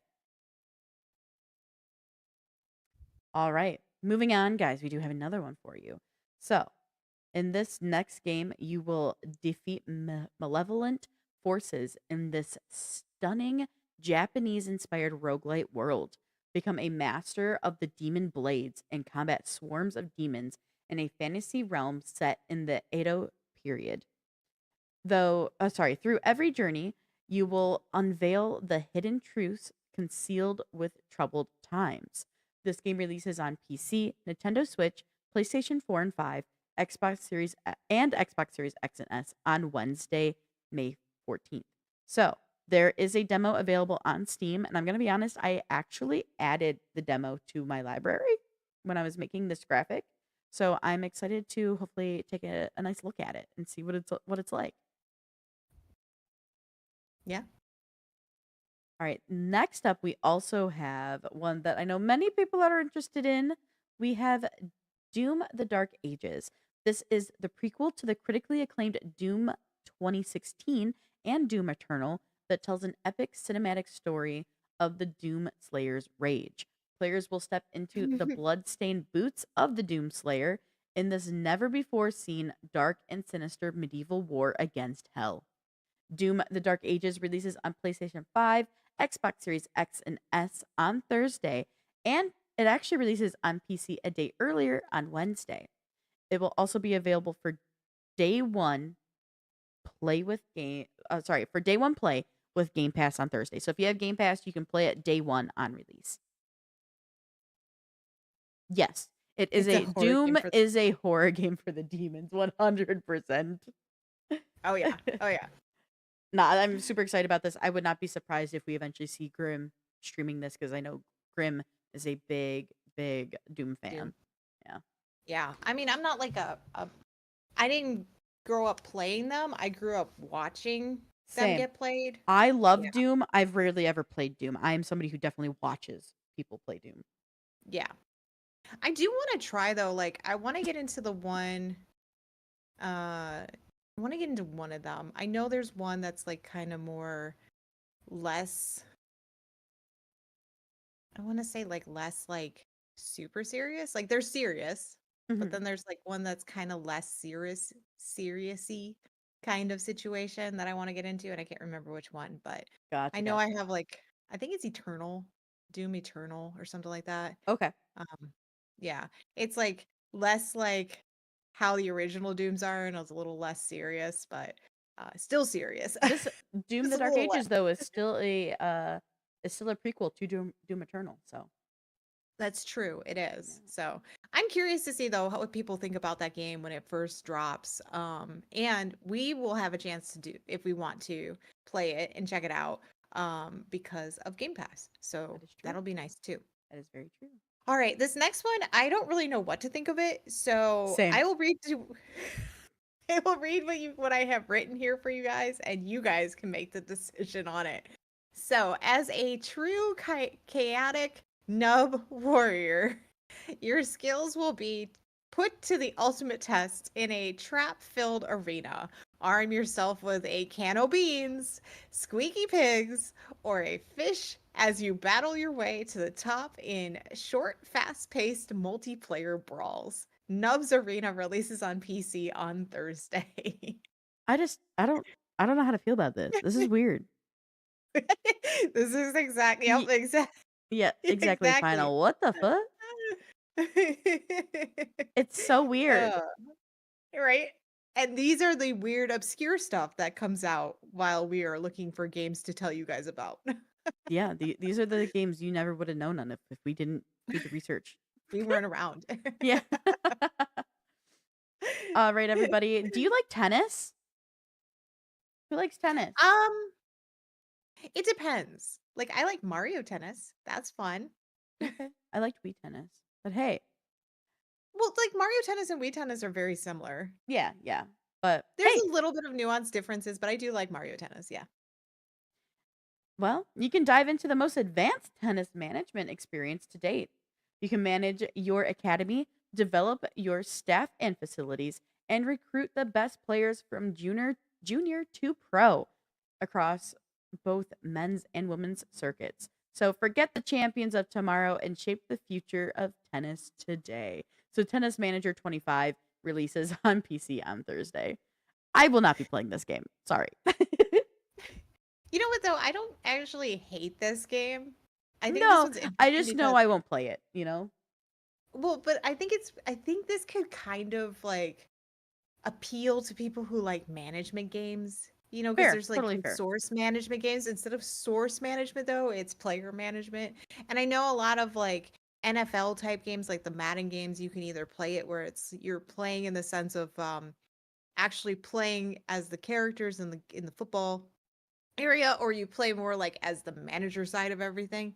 So it really just depends on how you like to play your sports games. I'm not Absolutely. like, oh my I God, I completely wouldn't agree with play it. that.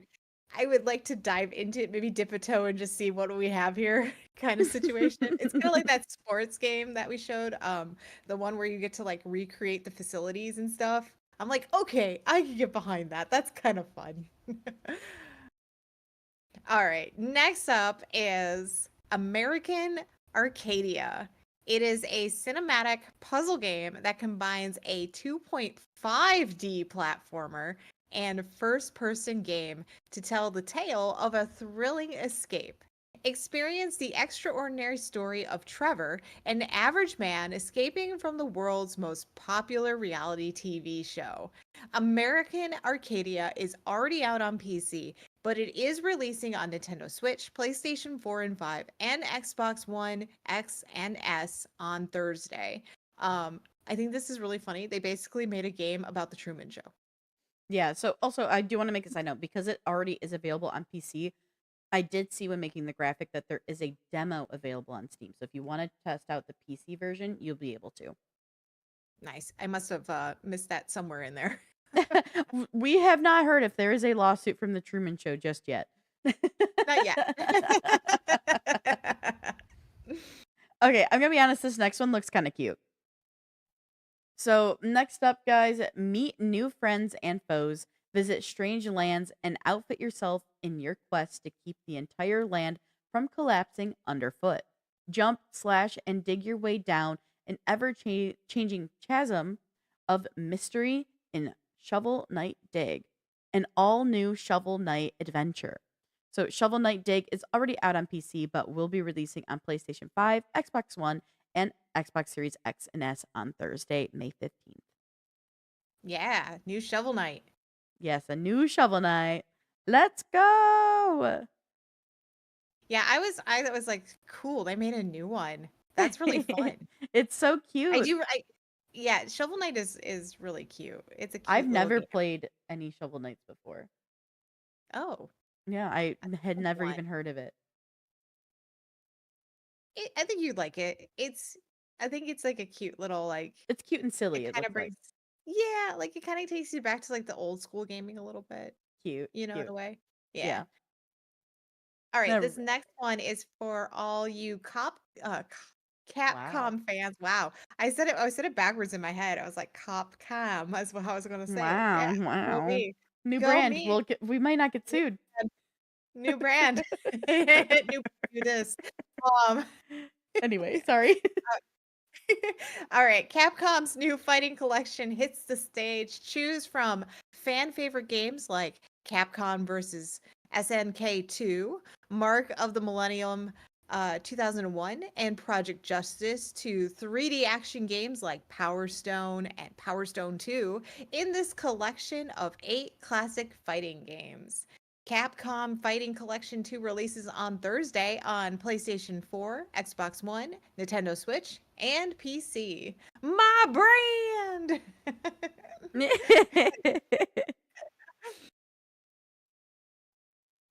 Yeah, Element just said in chat that a new Shovel Knight is really unexpected. The last one was a while ago. Very Yeah. fair, very fair.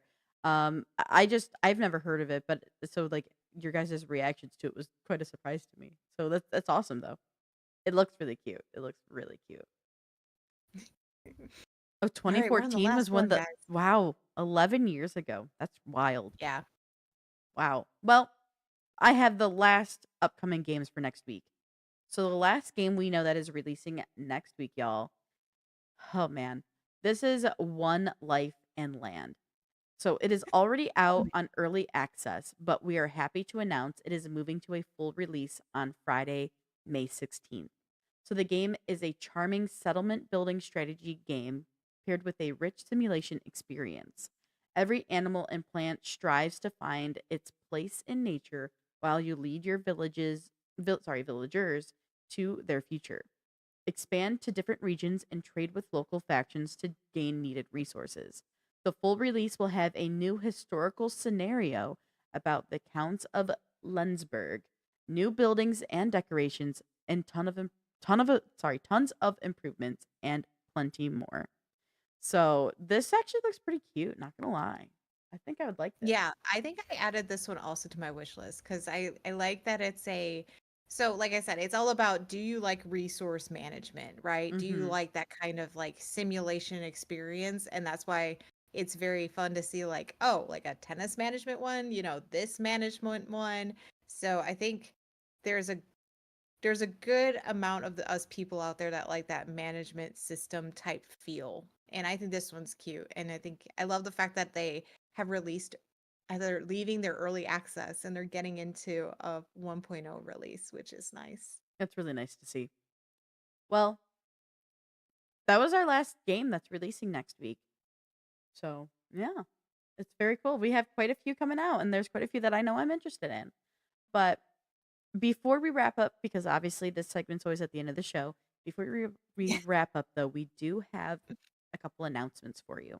So last week, we did have a graphic that introduced you all to Becky and Jason, who are our amazing video editors who have joined our team to help us put out more content for you all to enjoy. However, starting Monday, we do have another editor joining our team. Why did you say it like that? The way you said, however, it was like they were leaving us or something. No. I didn't mean it like that. I just like, hey, also, it was not like, however, so we have also, these two, but however. however, there's more. You're gonna meet new people. I'm sorry, I didn't mean it in a weird way. You're making it more weird than it needed to be. Okay, hey, we have a new person joining us, and they're amazing. You're gonna see another face or a name in our Discord who's gonna hopefully get chatty with y'all. Gosh. Show the graphic. Guys, this is Joshua. We're excited to announce that Joshua is joining our team here at Techyries as it's ever growing and expanding. Joshua's a big gamer and an awesome video editor. But hey, another fun fact about Joshua is that they love everything soccer, and they have been actually playing it for over 15 years. Final said, however, we were getting sued by Nintendo, is what I was expecting. So, cool. Yay! We're excited, you Joshua, guys. if you're watching, I'm sorry. But no, we're so happy to have Becky, Jason, and Joshua joining our team and being with us and being a part of this journey that we're on.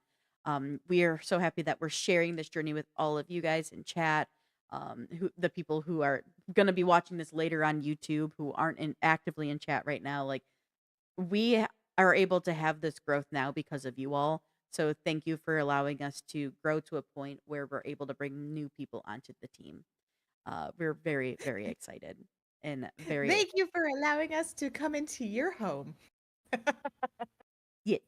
And we want to know, where are you guys watching us from? Yeah, are you let us watching us know. from your cozy home, on your couch, your computer, your office? Maybe you're at work. We don't know. Where are you seeing us? Let us know. Intruders. All right, y'all. I'm going to be honest, though. The announcements don't stop there. We actually got to let you know a little bit about our schedule for the show. So we will not have a show for the next 2 weeks. And this is because next week, KP is going to be on vacation. And then the following week, it is Memorial Day weekend. I'm also celebrating my 1-year anniversary for my wedding date. So no, we don't care about that part. No, I'm just kidding. Excuse you. It's still my birthday weekend. Be nice. No. No, you're over that already. You've already gotten to another year older. We really need to start ripping the Band-Aid off. So with that said, though, the live show is taking a break for the next 2 weeks. This live show will return in June, starting on June 1st. So we'll be back as soon as June starts. However, we will also have new content uploading to our YouTube channel while we have this downtime, while the live show is not going on. So you will be able to see constant content and stuff for you guys to go and consume on our YouTube channel. That way, you are not without Techyries for the next 2 weeks. You're just without our live show. But we are very excited. We have a bunch of stuff. We're not leaving you, is what she's saying. We're not gone. I can't run the show alone. So I mean, you could. It would just be like, hey, Morgan, what do you think? Well, Morgan, I think this is a great idea. What about you? Well, Morgan, I'm glad that you asked me. All the Morgans. Now, if I had an actual clone of myself, it'd be sick. I would totally do crazy interview stuff with clone me. I Could would you be out of the imagine? show. She'd Could be you like, I imagine wrote you chaos? out. Could you That's what would imagine how happen. chaotic I would be? This is what would happen. She'd be No. like, so KP, I need to have a discussion with you. Yeah, you're actually gonna be out of the show now permanently. And I'd be like, excuse me? I'm the one who made the show first. Oh my Uh-uh. goodness. Final. That's I not think you're the. entertaining. Why? I think you're the only person who thinks it'd be entertaining to watch me talk to myself. We want to know, which guardian are you excited about? What do you think, Morgan? Well, I'm glad you, and you gotta like turn your chair too as Oh you my do it. gosh. Well, I'm glad you asked. I would not be able to keep up with that shtick long enough for it. You get maybe 10 minutes out of me. 10-minute show, that's it. Oh my gosh. She's kidding, or is she? Just mirror flip the camera. Flip, Yes. flip. Oh my gosh. Anyway, guys, when we return, we will be returning actually to a very busy month. So the month will be kicking off for us, like, with honestly us taking a look at the Xbox showcase. Then we'll be diving into the Summer Games Fest that will be happening. And as always, we'll be bringing you the latest in the gaming and tech world, along with any reviews and spotlights we have been working on. But while the live show is away, we'll be having more reviews, more spotlights, and a bunch of other cool content that we've been planning for you all, releasing on our YouTube channel. So if you're not already subscribed, get over there, subscribe, ding dong that bell, turn it all on, watch our stuff. You know, it's gonna be great.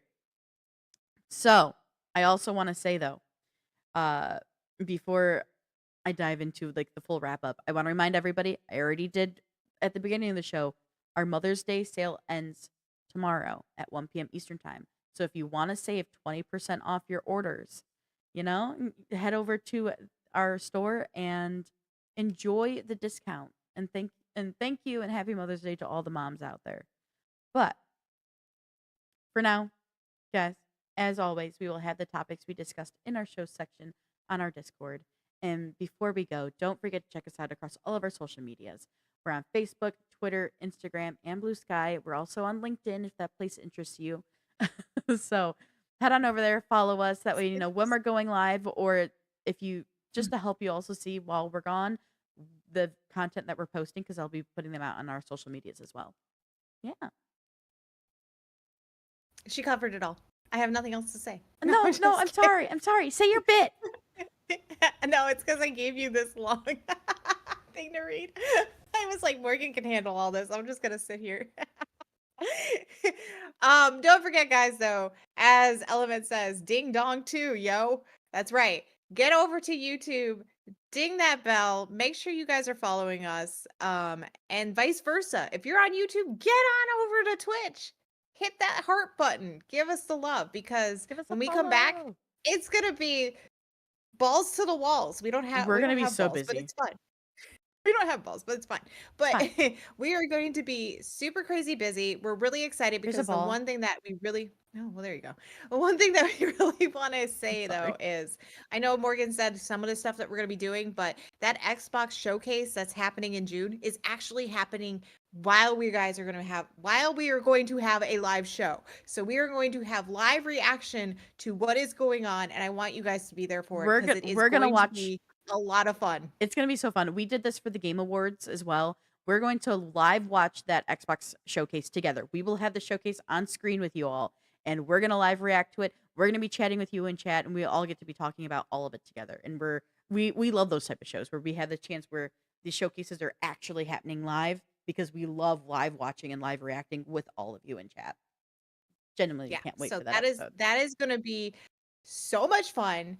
And we are looking forward to it and doing more of that kind of stuff down the road with you guys. So make sure you are following all of us everywhere, because you never know when we're going live. Indeed. Unless you're following us. But yes, as Morgan said, we will have a lot of content coming down the pipeline for YouTube. Thank you to our amazing 'Cause editors who are helping me with that. yes. Because even though I'm not going to be here for a week, I'm giving Morgan enough stuff to make sure that we can get enough content up and on our YouTube while I'm gone. So I'm really excited about that. Oh my God, Final, no, no, no, and no. No.